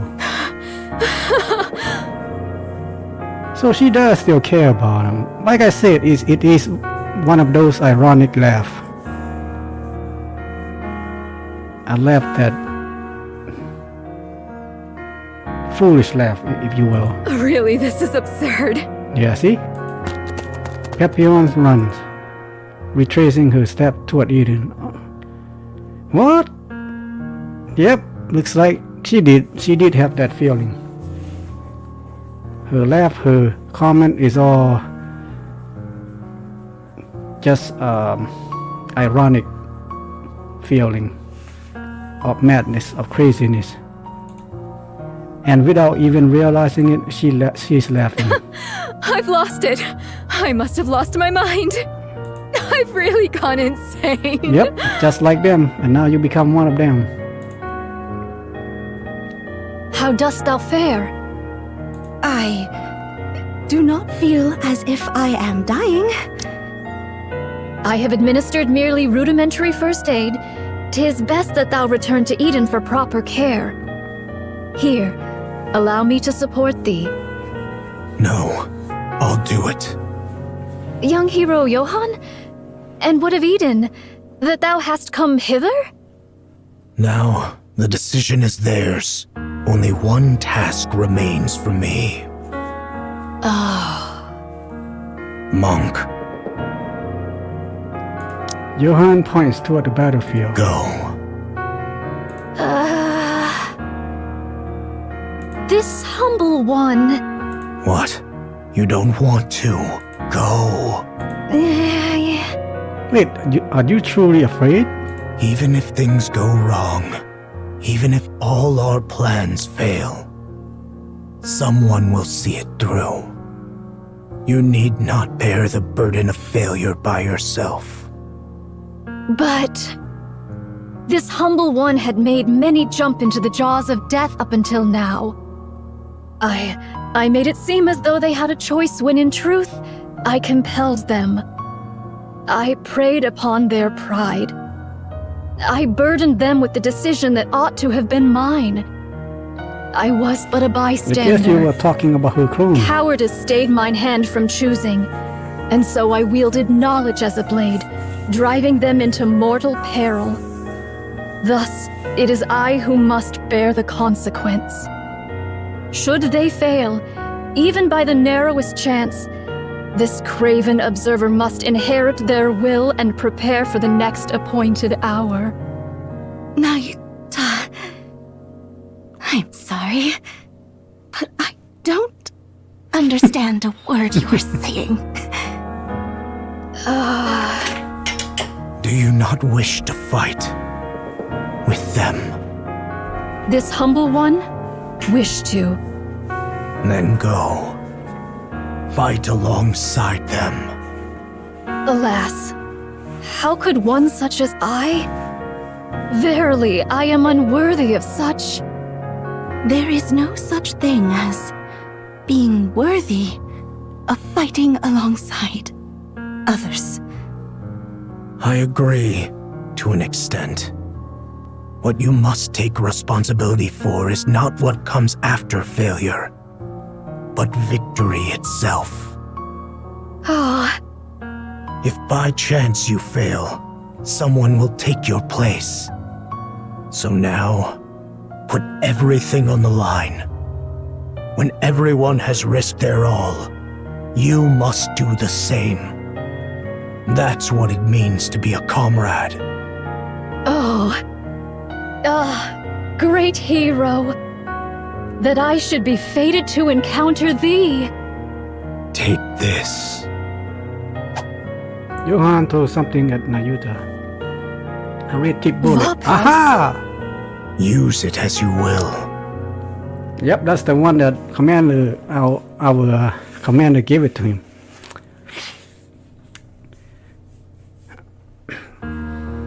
But don't waste it. Verily, this responsibility is most grievous. All the more reason for you to make the decision yourself. Don't leave it to others.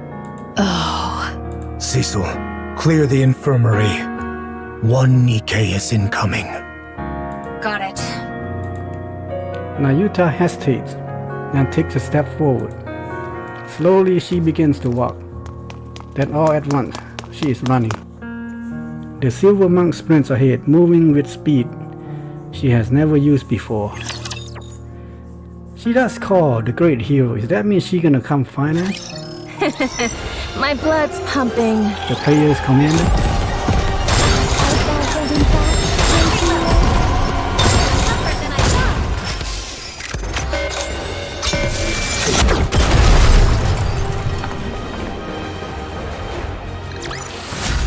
Yet another victory I brought for you. No need to thank me. Now looks like Marian is still fighting. The giant Marian opens fire, pouring out a maelstrom of bullets and beams. Raptures crumble under the onslaught, defenseless before the merciless barrage.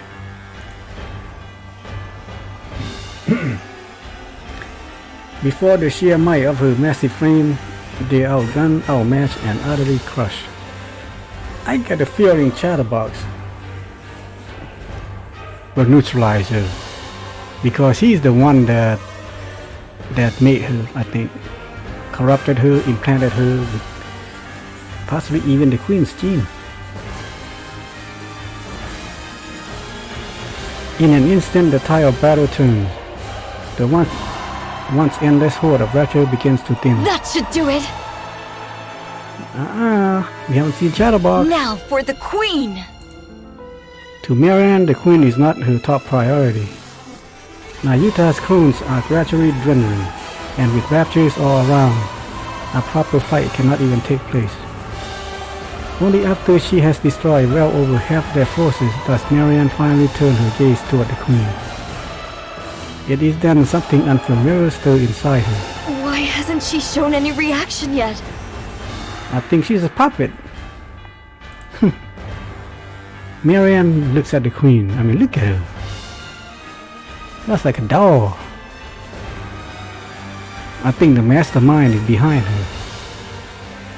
Or might be in space somewhere, controlling remotely. See, that's why she had the number 1, labeled. We know there might be 10 of them. The Queen meets her gaze, eyes locked, not on her massive form, but on Marianne herself. Whoa! With a grotesque sound, the Queen's mouth opened. Holy smoke! Look at that! Talk about being freaky. That gotta be a doll. And now there's a beam coming out. A thin thread-like red beam that's almost imperceptible to the eye shoots forth and slices across the giant Marianne. Damn, take out her wing. Moments later, her massive frame begins to split in two. Oh no! The giant crumbles beneath the crushing force of the beam. Inside, Marianne prepares one last strike. Light gathers at the cannons on her shoulders. Twin beams lance toward the Queen, who raises her hand and begins to absorb them. Oh, she can absorb as well.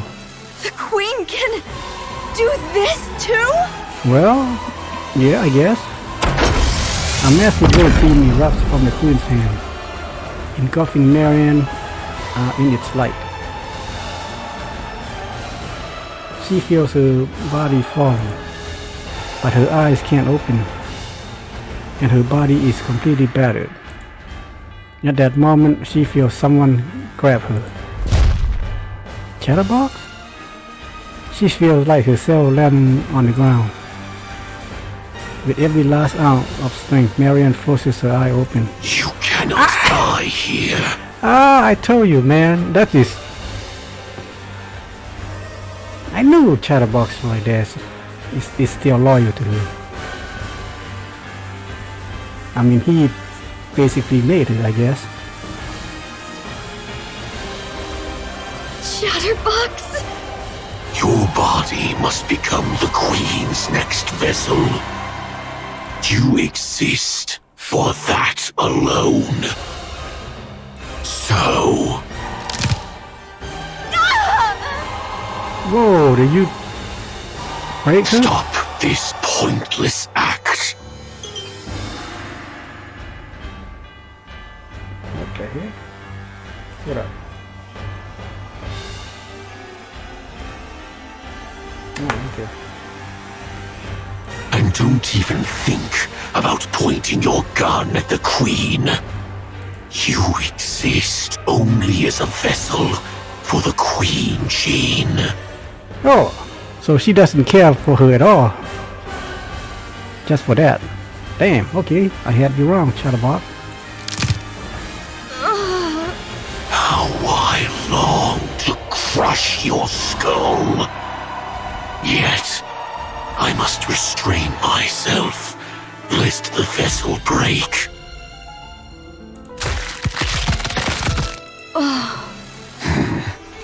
Unconscious already. To think this is the Queen's vessel. Shall I remove her eyes, ears, and mouth? Just to be safe. Don't do that. What if you end up breaking her? Mira. You followed my orders and retrieved Marion. Oh. Well, safely, if we're being generous with that term. Oh. I did not see that coming. Maybe Mira is the one who pulled all the string. Nicely done, anyway. Can she really become the Queen's new body? Of course. The Queen is old. More importantly, she herself says she wants a new body. I can't hear the Queen's voice.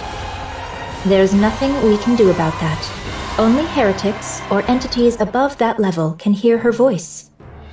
In any case, do not harm her. No one can guarantee what effect it might have on the vessel. So stick to the original plan and protect Marion. My goodness, I heard you even tried to eat her? That would have been a disaster. If the Queen found out, your head wouldn't be the only thing at risk. She might even exile you. Do you understand now how serious this is? I'll cover for you this time, but never do that again. You want the Queen's recognition? And to hear her voice, don't you? Fine. I'll be careful. Yes, please make sure to do that. Oh, now that I think about it, how about the Vap House? Did you find it? I found out which body it's in. It's only a matter of time before we secure it. Holy cow, hold up. When you think back, like from the beginning of the campaign mode, when the first encounter with the commander, that's what he asked. He asked, you know, we've been under test, we've been sick and all that. Because, you know, we were in one of those super soldier program. You mean Mira was planning way back then? And Chatterbox was her, you know, subordinate all along? I see. As you know, Chatterbox, the Queen's body has aged, but the greater concern lies with her brain. She has overwritten Lilyweise's brain with her own data, but the remnants of Lilyweise's nymph continue to attack her. Of course, the Queen is hardly one to be defeated by such a thing. Nevertheless, it is wise to remove any lingering threats. In any case, she must purge it to become the true Queen. Now that the Queen has descended, please act swiftly. Yeah, got it. That's a fine answer. Looks like everyone's here. Then I'll be on my way. You understand, don't you? Never, ever harm Marion. You're to cherish her dearly and keep her safe. Got it. I'll be careful. Mira crackles with static and vanishes. Holy cow. Chatterbox looks down at the battered Marion. Just as he reaches out for her, a thunderous roar erupts. He lifts his head toward the source of the sound. There, three figures with eyes burning with wrath are racing toward him like mad. Oh! Could this be Talos? Kilo and Charm? Chatterbox. Nope. Not. It's the Pioneers. Thou shalt see no morrow alive. I will never forgive you! Not ever! Pilgrims! Chatterbox's hand writhes grotesquely. crimson light ripples across it, slowly take the form of dragon's head. Yeah, he devoured Nihilist's essence or body and gain her power pretty much. You pests are always getting in my damn way! The dragon's head gathers its fires in its mouth, but Scarlet's blade slices through it. Rapunzel's golden light pierces Chatterbox's neck, while Snow White swings her rifle with all her weight behind it. A sickening sound resonates as Chatterbox's head is torn free. What the hell? Snow White's gun spits fire, blasting Chatterbox's head to pieces. Then she stomps on what's left. Hey, that's like what Anise did when Chatterbox, corrupt Marianne a second time on his final desperate when Snow White defeated him last time. Now it seems like Anise is not here. Snow White did the deed. You talk too much. Rapunzel, how fares Marion? She's sustained severe external damage, and her core output has dropped significantly. Can she be moved? I don't think this is the right time for that. Lo, she cometh. Snow White raises her head and looks at the queen. Oh! The queen looks back at them. Yep, she still got that beam on inside her mouth there. At last, the white pilgrims stand before the jet black queen. The queen. I shall sever thy neck. This is the end, queen.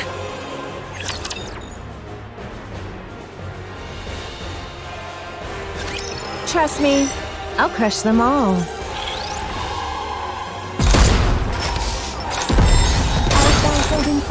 You had it coming.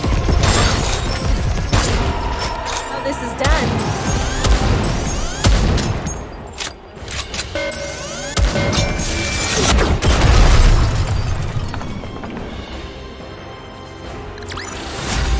Yet another victory I brought for you. No need to thank me.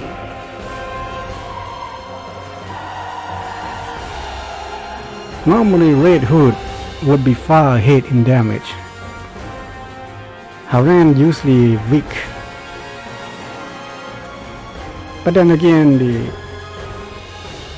the story mode is easy mode. So one shot, whoever land the most deal more damage. So we can't gauge their. That's different from what you told Nayuta. What do you mean? Yes. Yeah, what is your... It seems like she's just playing on all sides here. Just what is your ultimate goal there, Mira? Are you just gonna tell all sides something and then have them kill themselves while you just watch, I guess? About Marion. You told Nayuta she's the next queen. But to Chatterbox, you said she's only the next vessel for the queen. So, which is it? Well, of course. What I told Nayuta. So you tricked Chatterbox? Yes, there's no reason not to. Poor Chatterbox is desperately seeking the Queen's approval. Believing he has already been recognized and saved by her, he will do anything for her. He's burning with a sense of purpose, however hopelessly misguided it may be. The Queen would never acknowledge Chatterbox. So you lied to him? Yes, I lied and told him the Queen said so. He really fell for it easily. You know, I got a feeling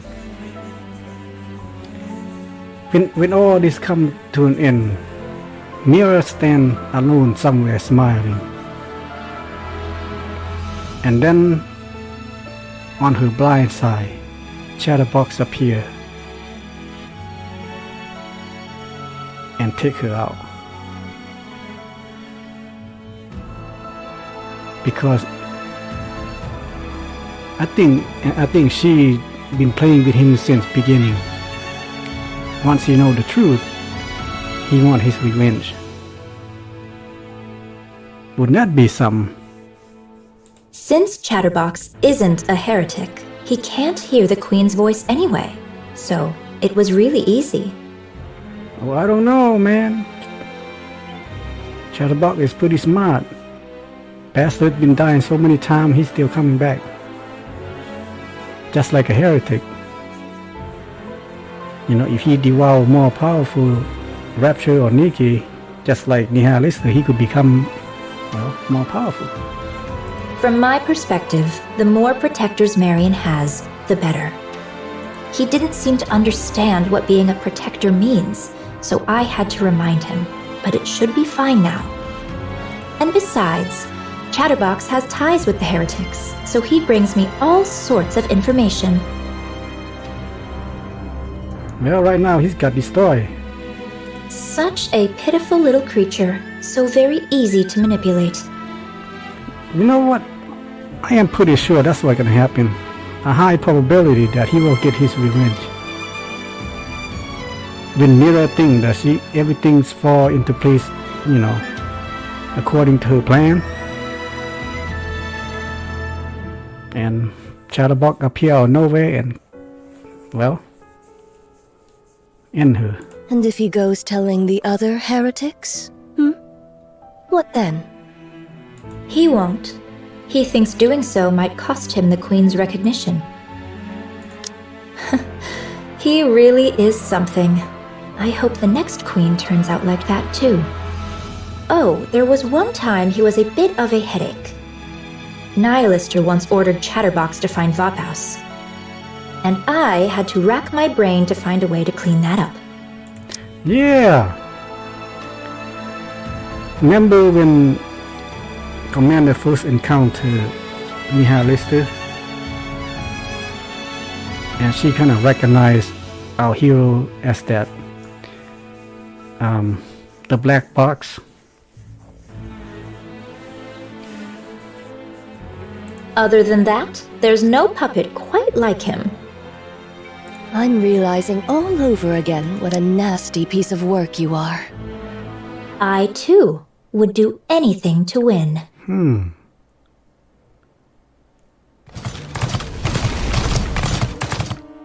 Tron, Mantra, and Talos run side by side. So you got a horse, a camel, and a robot. The surviving Nayuta clones had their eyes fixed on that sight. One lifts a hand in farewell, another lowers her head in silent bow, the third clasps her hand in silent prayer.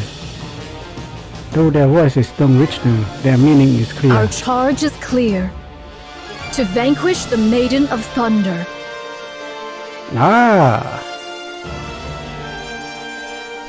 In the village, I guess the scorpion and the centipede are like an armor, you know, just as the Gundam is like an armor for Marianne.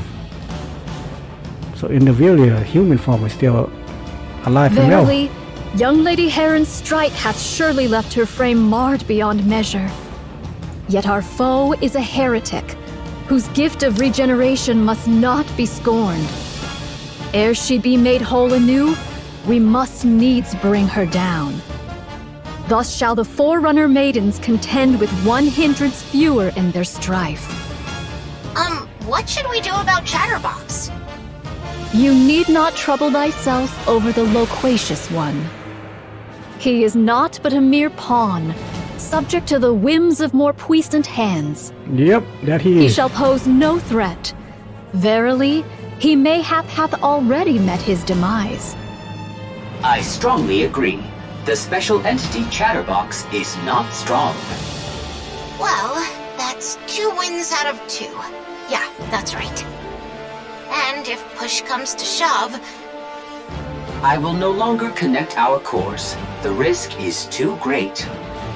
I'll only use it if I have to. If I really have to. Art thou nervous, young Lady Chime? 'Tis not so. Pray, why art thou so silent? Speak not to me. Nayuta closes her mouth and gazes silently at Chime's profile. At first glance, she seems tense, but her expression is clearly.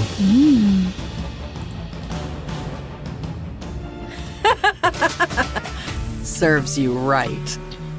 Shut up! You can't even transform. Huh. Looks like I might actually be able to beat you. The Viri's tail lashes out, leaving a long gash across Nihilista's cheek. Oh, my apologies. My body isn't quite cooperative, so my control is off. Did you see my tail just now? No? Then I suggest you stop uttering such nonsense. So just give me an arm already. I'll regenerate and help you out. Right now, I'm practically a walking corpse. Even if I wanted to help, I couldn't. I'd love to obey our great mother like a loyal mutt. Just like you. You're best suited to remain a fool who can do nothing in this fight. And that's exactly what you'll continue to be. You actually think you've got what it takes to take them on? What is there to fear? The Queen is with us. Well, I'll be. Such control. To think someone who ran wild like you would follow orders so well.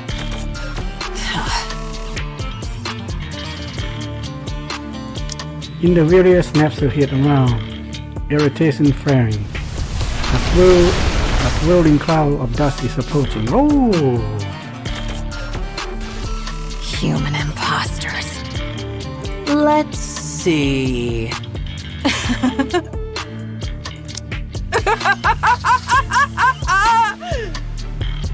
A little brat, a hunk of scrap, and a damn monk.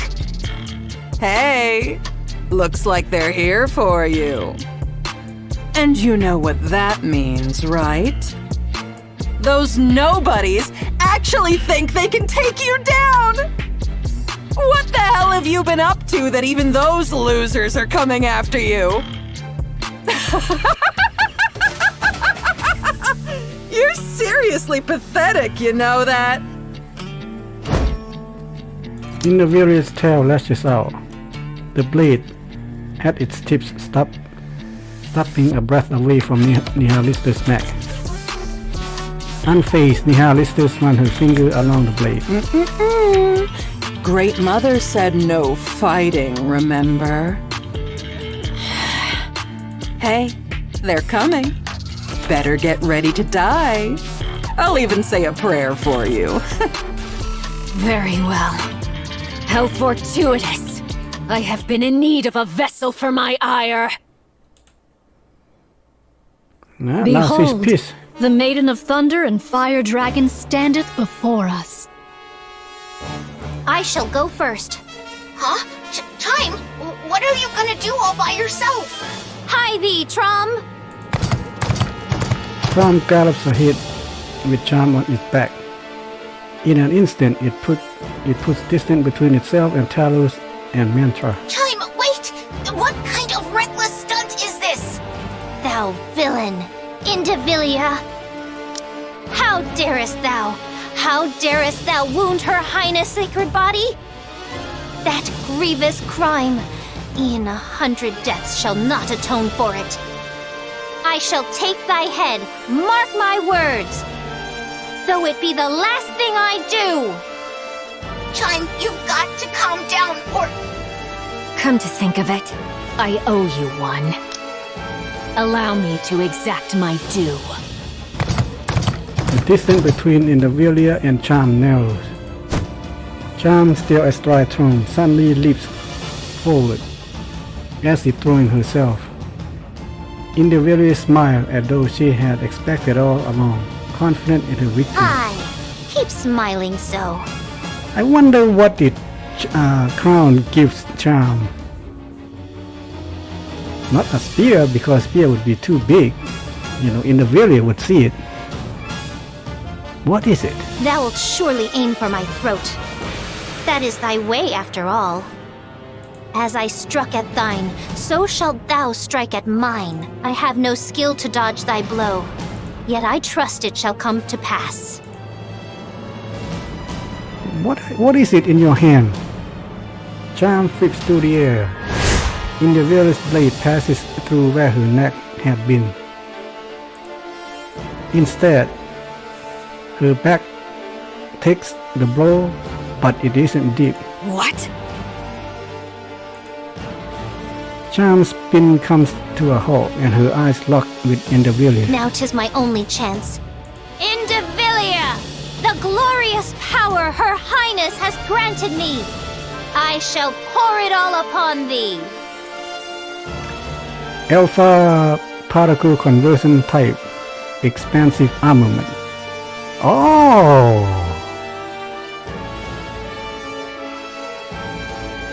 Yeah, I think that's what turned Crown into the Naked King, become powerful. Naked King! Oh, that is so wrong. Oh my god, that is so wrong. Oh, look at all the thumbs up. Are you serious? Naked King activate. Now Charm become Naked King. Oh my gosh. This! A prize the king hath bestoweth upon me! Take it gloriously! Clad in radiant royal robes, Charm swings her fist. The impact triggers a massive shockwave that crashes into Indivilia. Overwhelmed by the pain she knows all too well, she dropped to the ground. Yep, she got hit by that once before. Moments later, Charm plummets, her body hitting the ground like a falling meteor. Talos, finish her! Roger. I will blow her all the way into space.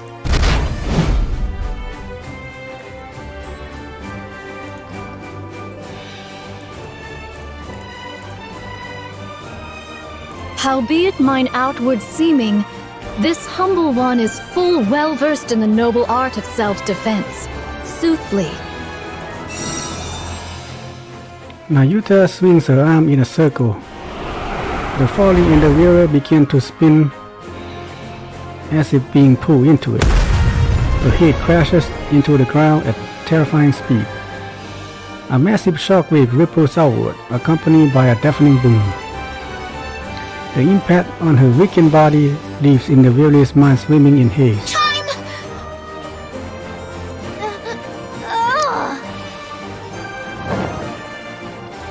Talos drapes a camouflage tarp over Charm, who lies bare on the ground. Are you okay? My whole body aches.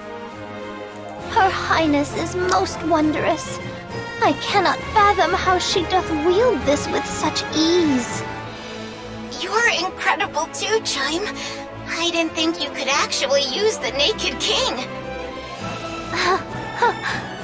As the kingdom's foremost vassal, 'tis but natural.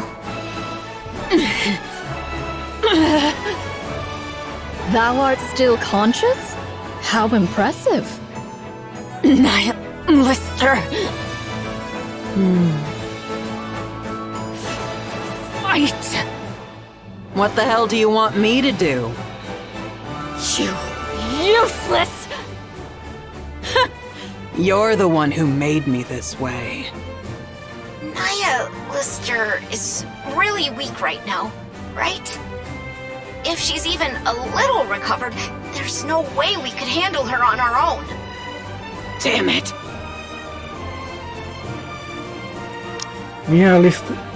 Lister takes a step forward. She clenches and unclenches her fist, shakes out her leg, and rolls her neck in a sharp crack. It seems like she actually wants to fight. The detected output is low. However, it is unknown whether she possesses any hidden abilities. Hey! Damn monk! Yes, Fire Dragon? Speak thy mind. I have to fight you. I know I don't stand a chance. That it'll just be a meaningless death to stall for time. But I have to fight. It's an order! A damn order I can't refuse! The oh-so-great mother commands me to fight to the death! Lister kicks the fallen Indivilia. Hey! That's just how it is for us.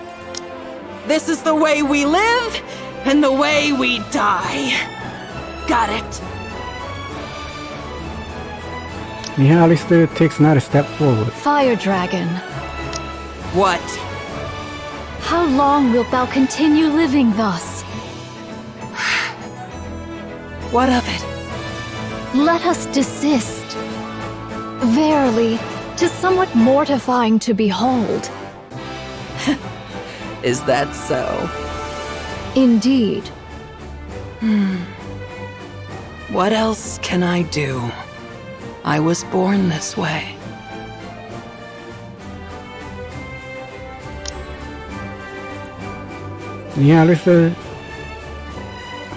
Lister's gaze falters. What are you doing? Oh, she gonna feed upon you. Yeah, you feed her last time, now it's her turn to feed on you and regain her power. Individuals stagger to her feet. Kilo and Talos immediately assume combat stances. Who told you to chat the day away? I said, fight. Fight! I command you to fight! Hey, you're not the queen, so you can't command her. If you can't manage that, at least be a meat shield, so I can escape! Lister stares intently at Indivilia, who is trembling in front of her. Wait. Hold on a sec. You actually ate me before, didn't you? Oh my god, I think I know where this is going. Yep. Now it's your turn to feast on her. I went all out to save you, even handed over my weapons. And this is how you repay me? Betrayed by you, of all people! Nihilister, can you not hear me? The hell's your problem? Getting mad at me? And ordering me around? You useless corpse! Do something! Oh, she will. This is pissing me off! Something snapped inside Lister's head.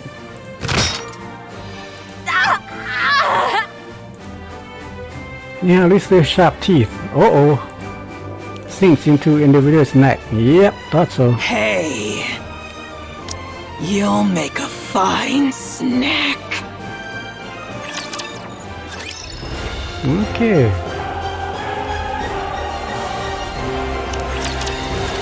Young Lady Kilo, unto thee do I entrust young Lady Chime.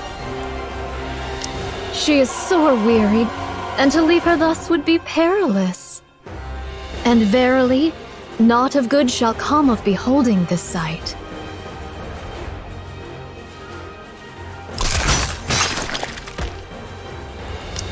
Lister just chomping away. And among them, the sound that stands out the most is Lister's ragged breathing and the frantic, ravenous noise of devouring. Yep. Go forth now. Worry thou not for what shall follow. But what about Nihilister?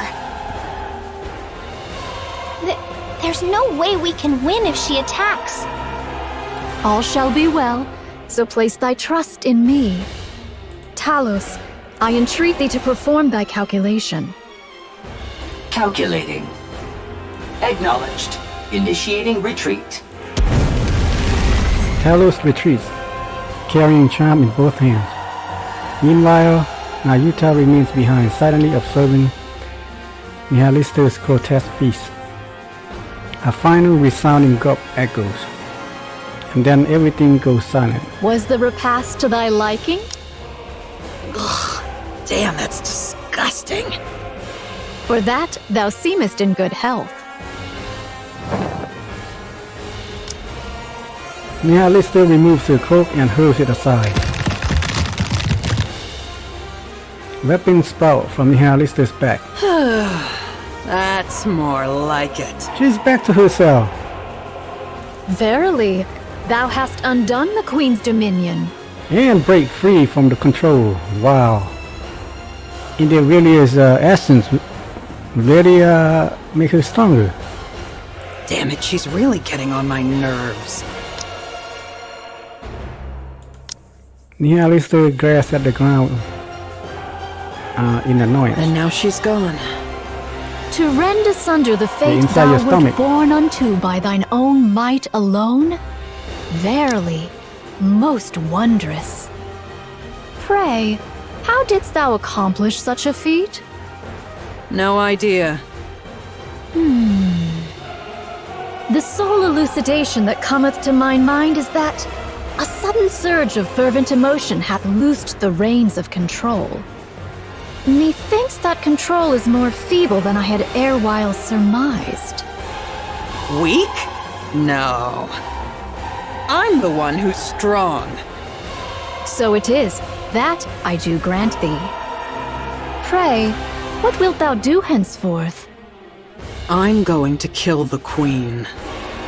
Duh. Oh, 'tis a relief. I did fear that thou mightest have harbored a change of heart upon regaining thy strength. So those guys are tangling with the Queen, huh? I'm joining, but make sure they know not to shoot me.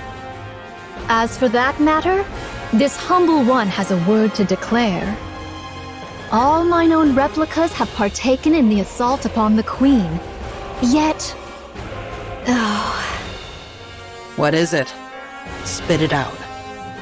Verily, the matter at hand doth bode ill.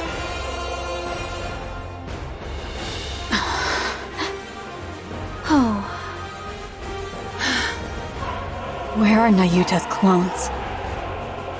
They're all gone. I see. The situation isn't good. Aye, ne'er have I witnessed such pure might of the flesh. The Pioneer Squad joins the assault on the Queen, fighting alongside Nayuta's clones. The Queen attacks are swift and brutal, but not impossible to dodge or block. But the real problem lies in her seemingly limitless power and her ability to regenerate. Hundreds of Queen hits land on her, inflicting real damage. But as if mocking their efforts, she restores every wound without pause. Snow White's 7 Dwarf 1 fire at maximum output. Scarlet delivers a full force sword strikes. Rapunzel unleashes her strongest beams, and Nayuta's clones rain down endless attacks. All of them hit, all of them hurt. Yet moments later, the Queen is whole again, and striking back just as fiercely. Nayuta's clones fall one by one until none remain. The Pioneer Squad begins to wither under the pressure, slowly but surely being worn down. She had this much power, and yet she just watched? 'Tis a queen most lacking in confidence indeed. Everyone. At this rate, we're just being whittled down. In the end, we'll be the ones to fall. Nay, we shall prevail. It may sound improbable, but that's the truth. Answer with naught but a yea or nay, prithee? Let's use that. Right now? Hark! Now that all the auto-interceptors are rent asunder, 'tis surely the most opportune hour, eh? Buy me some time. I'll take the lead. A daring request thou dost make. Scarlet dashes forward, touching the countless crimson beams the queen unleashes. She swings her blade at the hand reaching for her. 3 of the queen's fingers are severed, only to regenerate immediately as if nothing had happened. Scarlet lets out a sword groan, then continues the exchange of blows. At the same time, Snow White pours her firepower onto what she believes is the queen's weak spot. Several strikes land, enough to make her think she has the upper hand.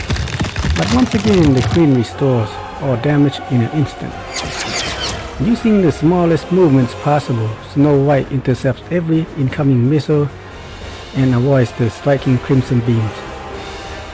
The tips of her toes sink slightly and she senses her focus slipping. Rapunzel centers her mind. For a long time, the pioneer squad scoured the surface, leaving no stone unturned.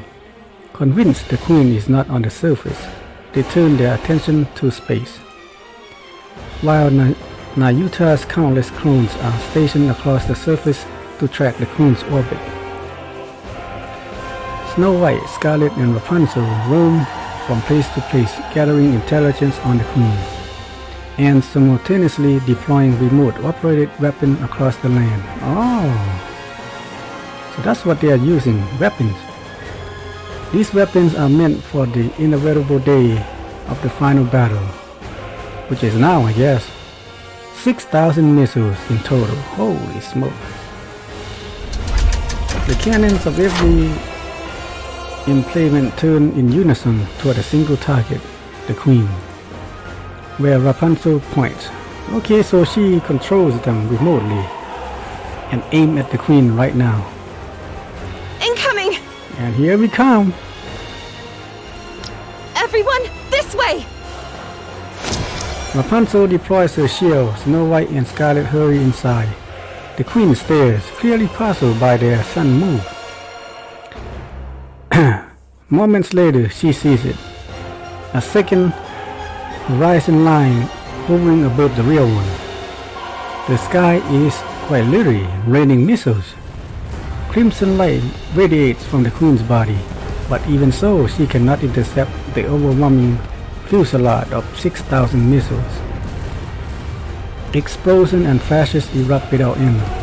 Flames roar as if to burn the sky itself. A thick choking cloud from the massive blast engulfs the area. Only the queen's skeletal frame remains. But yet again, she begins to regenerate. Even that wasn't enough? By my troth, doth her might know no bounds? Nothing lasts forever. Keep going. Good.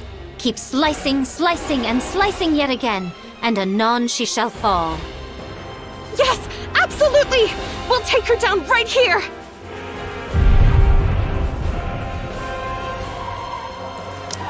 A thunderous roar echoes from the distance. Heads snap toward the sound.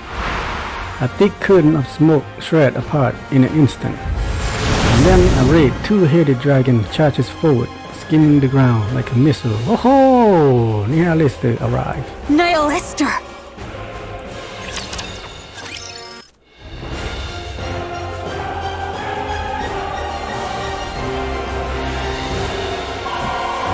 We got to here, I think, when my computer freeze. That's why I have to go back and replay. In fact, today is one of the worst freeze I ever had. 4 times it frozen.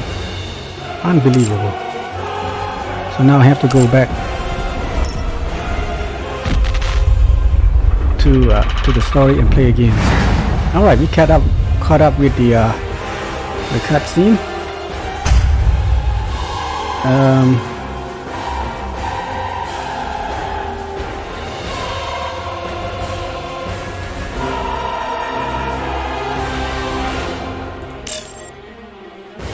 Wait a minute, did we do this one yet? I think we did.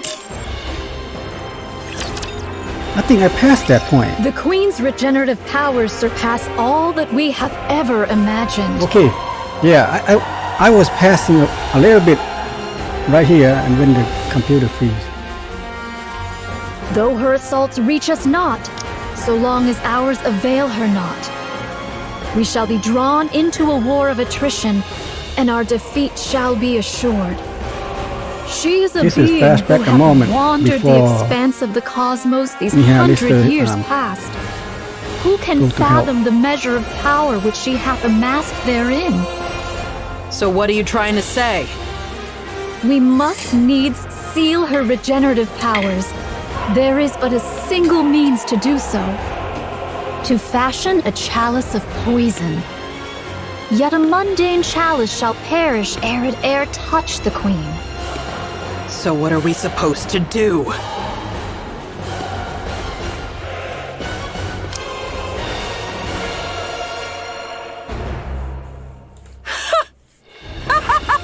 You crazy monk!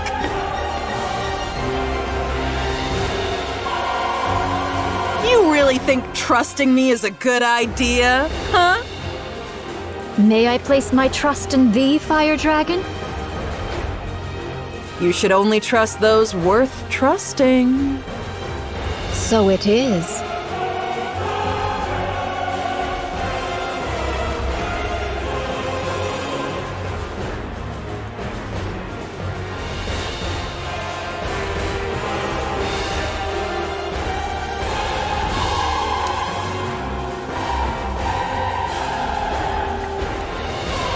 Mayuta takes out a red tip bullet from her bosom and toss it to Nihilista. Oh. You gonna be the sacrifice? Use it as thou wilt. Hey, what about the Lilith's body inside you there, Nihilista? You crazy monk. Must be thrilled that everything's gone your way, huh? That's the bullet that made from Commander's Blood. A high quality, potent one. But you better remember this. I'm the one who chose this. Verily, I shall ne'er forget it. Okay, so here we go. The red dragon charges. The Queen looms closer. Nihilista bites down on the red tip bullet wedged between her teeth and shatters it. Then the red dragon charges at the Queen. Eat this, mother! What happened to Lilith's body? The red dragon becomes poison chalice. Yeah, okay, so she is sacrificing herself. She looked like a... yeah, a puppet. And hurl herself at the Great Mother. The two-headed red dragon rams into the Queen, and Nihilista's body begins to break apart. At the same time, all of the Queen's arms spread wide, as if to embrace a child she has not seen for a long time. She holds the disintegrating Nihilista's clothes. Oh, so she is dead? And the latter is absorbed into the Queen's body. That means she absorbed Nihilista and Lilith's body by the looks of it. A suicide attack? Seems like it. But prithee, for what cause? Surely she didn't heal the Queen. Everyone, look! Hey, her left eye looks human. The Queen's body began to creak, then tremble violently. As black liquid oozes out, part of the Queen falls away. Could it be? I think the black liquid is a nanomachine. Her power of regeneration hath been sealed.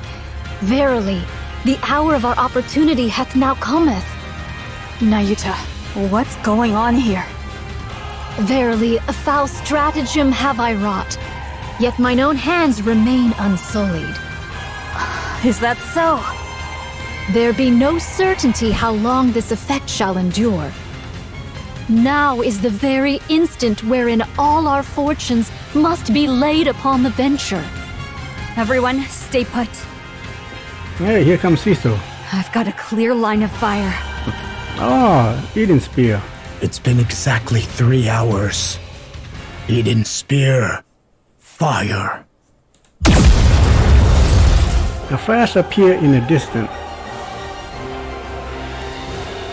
and a blue beam of light struck the queen. As the light fades, the staggering queen comes into view. I hate to say it, but this is truly a monster. We've done everything we can. The rest is up to you. Win. We shall see it done. Yet thou answerest quickest, though thou wert the last to join us. Yeah, someone might think you've been fighting alongside us from the very beginning. Next time, don't be late. Dost thou think I have been idly wandering? Even I, in mine own fashion, have hither and thither run, much occupied with mine affairs. Cut the chatter, we're in combat. Thou still lackest the faintest sense of battle, verily. You were late, so make sure to work twice as hard. Very well. I shall do my utmost. Moving out. Encounter!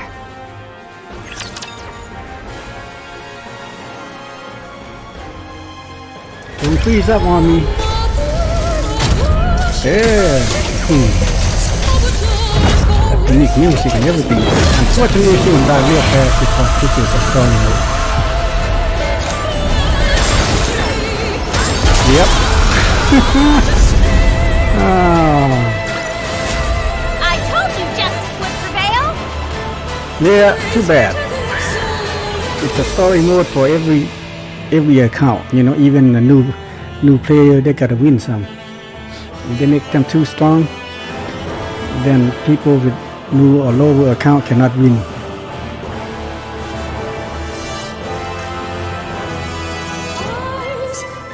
Alright. Here comes the Lo, she final harbors scene. no thought of falling. Don't stop your attacks! She's clearly stopped regenerating, and yet... What's going on? Huh? I do beg thy pardon, yet prithee, hold her but a little while longer. Even now thou liest in idle leisure? Truly thy carefreeness doth make me envious. Work harder! Go take a short rest, okay? Don't overdo it! Dost thou think I seek repose? Nay, I yet hold a trump concealed. Though it may not prove decisive, I shall endeavor to fashion an opening for thee all. What in the world are you doing? Without a word, the three give a brief nod and take off toward the queen. Okay, so she is plotting something, while the other three go forward, huh? Okay, well, let's keep going. Nayuta spins on her heel and runs the other way. What? She finds flat ground and sits in meditative posture. Oh. Ah. Amid the rising clamor around her, she forces herself to shut it out. Closing her eyes, she gathers herself. Her consciousness spread outward, connecting with her other clones across the surface. And then she makes a proposal. I shall consign thine lives to flame. And all sins that shall arise therefrom, I shall bear. In an instant, all the link consciousness are severed. Nayuta watches as a swarm of golden particles drift toward her. So basically, she destroyed her clone so that all their knowledge and essence will become one again with her. And she cries.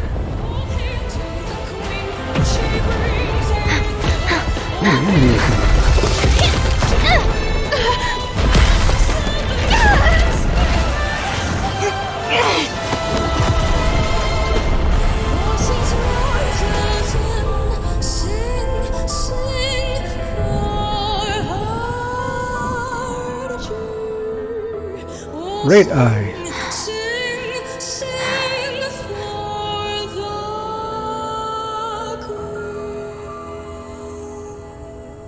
Say something. I standeth ready. Here come Yuta. Transcend. Transform.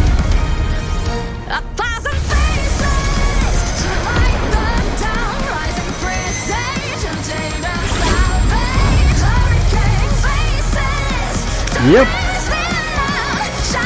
Actually, this becomes her gacha skin. You have to spend $20 to $60 to get it. Unfortunately, I don't find that attractive for some odd reason. Uh-oh, the beam. Let's shoot out. She becomes like a Buddha.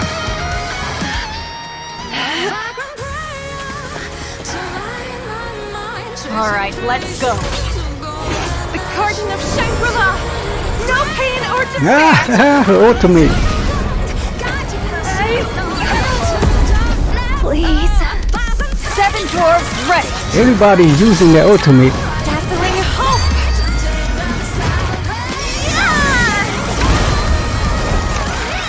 Here it's through! Oh, right in the chest. With the hole.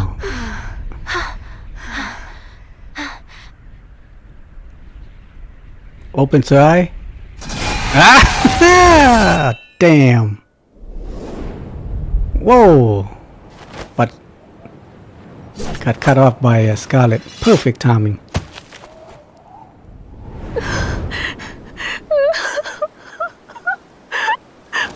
Finally.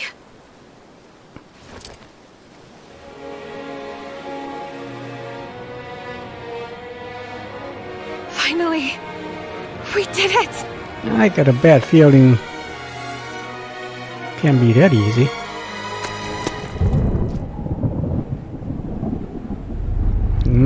Ominous cloud. Oh, here comes that liquid metal. Oh! What?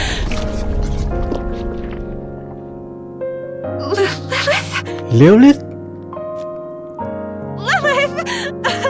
That's not Lilith. Lilith! That's the queen. Oh! She just cut Rapunzel's head off.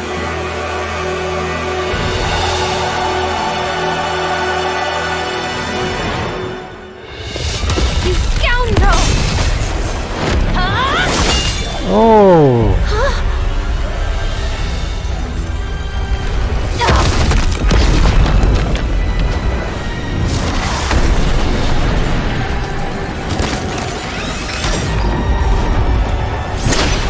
Dang! Everybody's been defeated.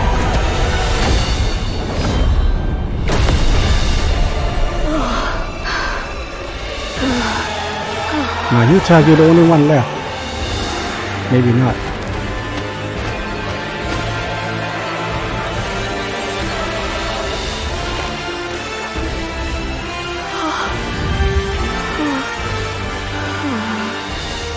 Who art thou? And dost thou conceal within that husk?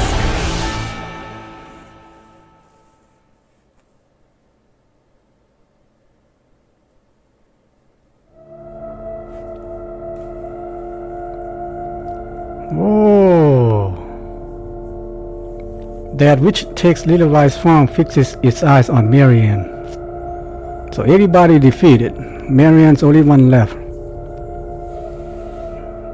The original queen and the new queen.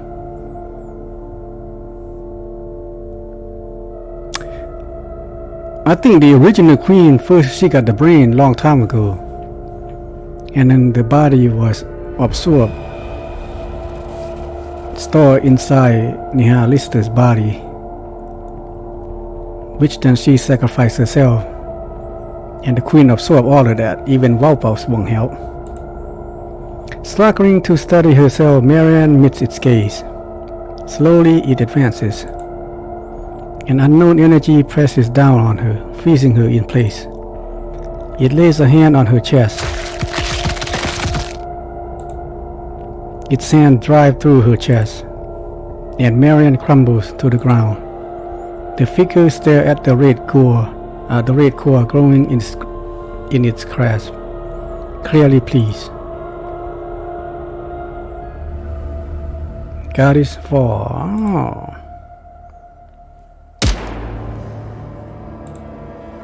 Its head jerks slightly and turns around. Papillon pants heavily. Oh! Everybody's gone. The only one that knows is Dorothy. Since Papillon contacted her. Tasting a fear she has never known before. Hey, you. What are you? What even are you? The figure closes in on Papillon.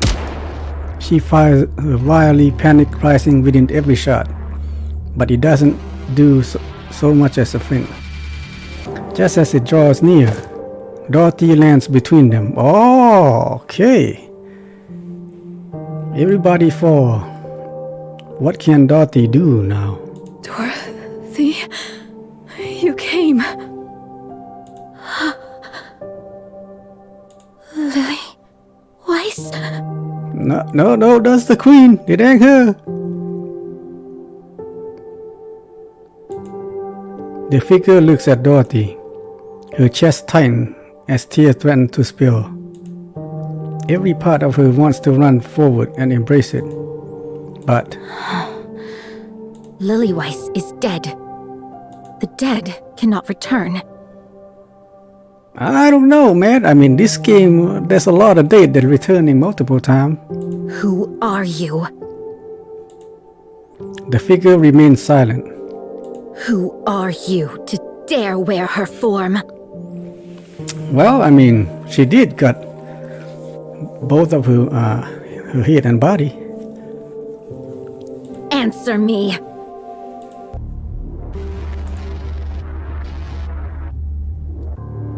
Answer me. I said, answer me. Sure enough, there was no response. Light burst from Dorothy's gun. The figure's head snapped upward. Slowly, it lifts a hand to its forehead where the light gazes. One red drop smear across the curve. Fine. If you have no intention of answering, then die. Just standing there before me looking like that is reason enough for me to kill you. Its eyes lock with Dorothy's. Slowly, it glances down at the smear of red on its glove. With a blur of motion, it kicks off the ground and vanishes beyond the horizon. Damn! So fly away. Dorothy. Cecil, I see you've made it safely.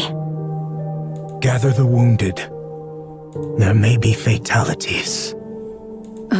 I'll help too. Good. Eden's optical camouflage is fully operational. Still, our commotion will draw the raptures here quickly. Have the remaining forces defend Eden. It'll be enough if we can hold out for 2 days. Understood. What an extraordinary turn of events. Hast we won, Your Highness? I'm not sure yet. It's too early to jump to reckonings. Methinks the word be conclusions. What's become of everyone? Inherit has been wiped out.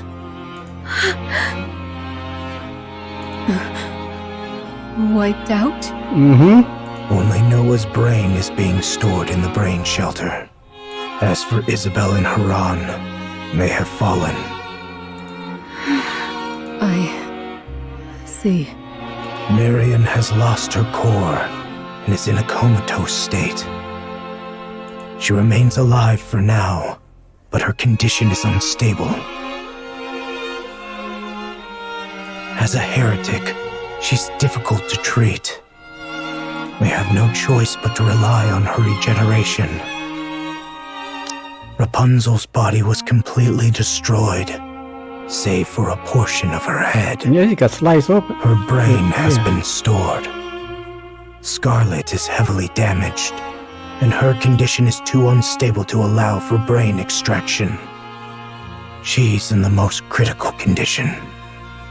Nayuta sustained moderate injuries. After releasing her power, her physical durability increased, preventing fatal injury.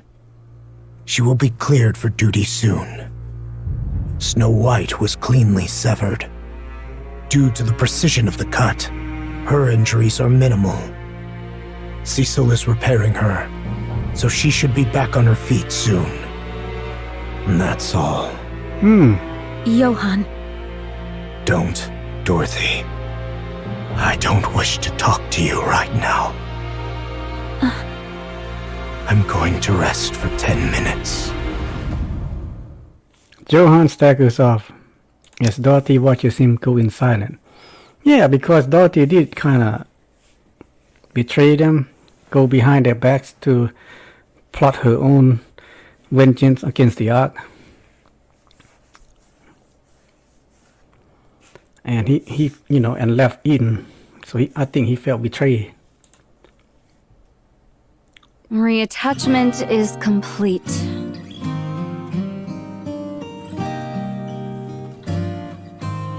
It may sound strange, but the cut was so clean that reassembly posed no difficulty.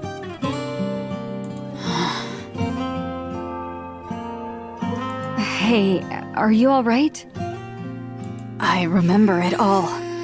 What exactly do you remember? About Lilith. Cecil. Yes? Give me some weapons and equipment. There's no way I can beat her with what I've got now. I have no money, so put it on my tab. Perhaps you don't know this, but Eden has plans for weapons and equipment reserved exclusively for the pioneers. They're meant as a gift, for the day we might one day fight together. Johann is the one who prepared them. Why weren't these given to us sooner? As I said, we're still in the planning stage. Oh. When can you complete them? If you cooperate, 2 weeks will be enough. All right. I'm counting on you. The same to you. Is she gonna pursue Lilith? I mean, what are you gonna do? The way she just manhandled you that like there was nothing. Snow White closes her eyes, reaching into the recesses of her memories. Maybe she will find the weakness. A white landscape flickered into view.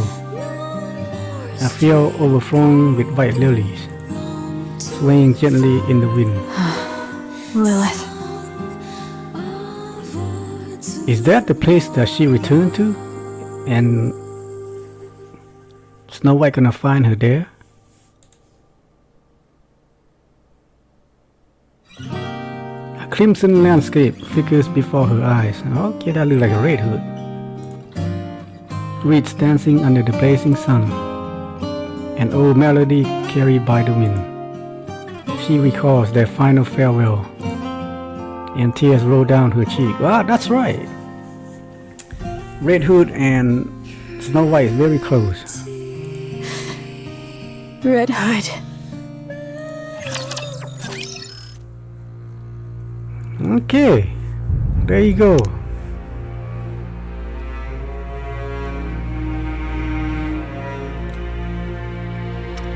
My computer, well, actually the game is shut down.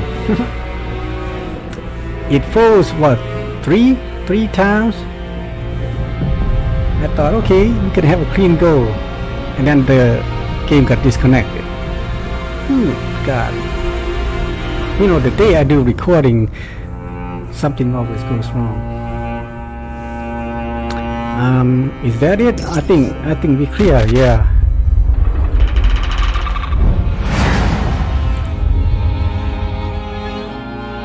Let's double check.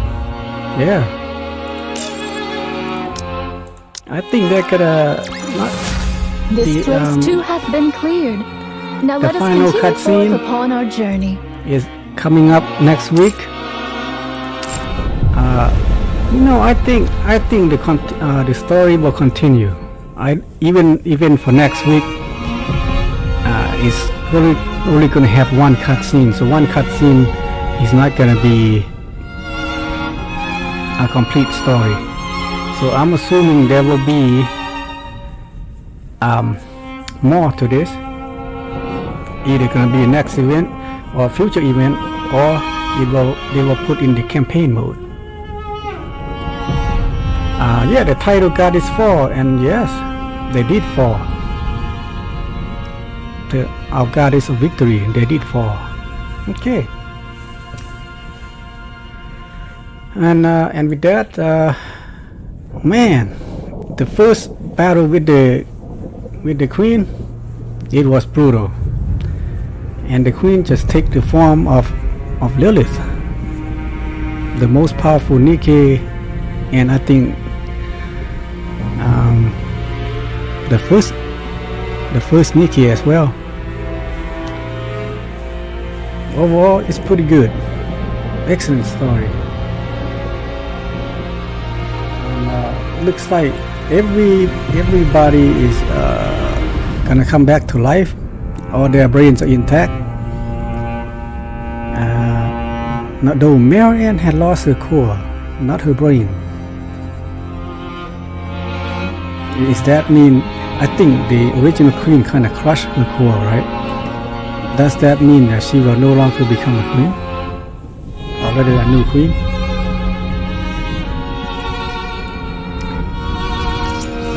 Okay, I will see you next week for the final cutscene.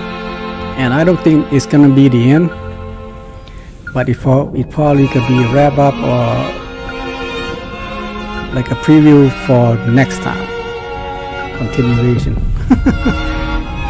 You know, this time it's called Goddess Fall. I wonder next time gonna be the Queen's Fall.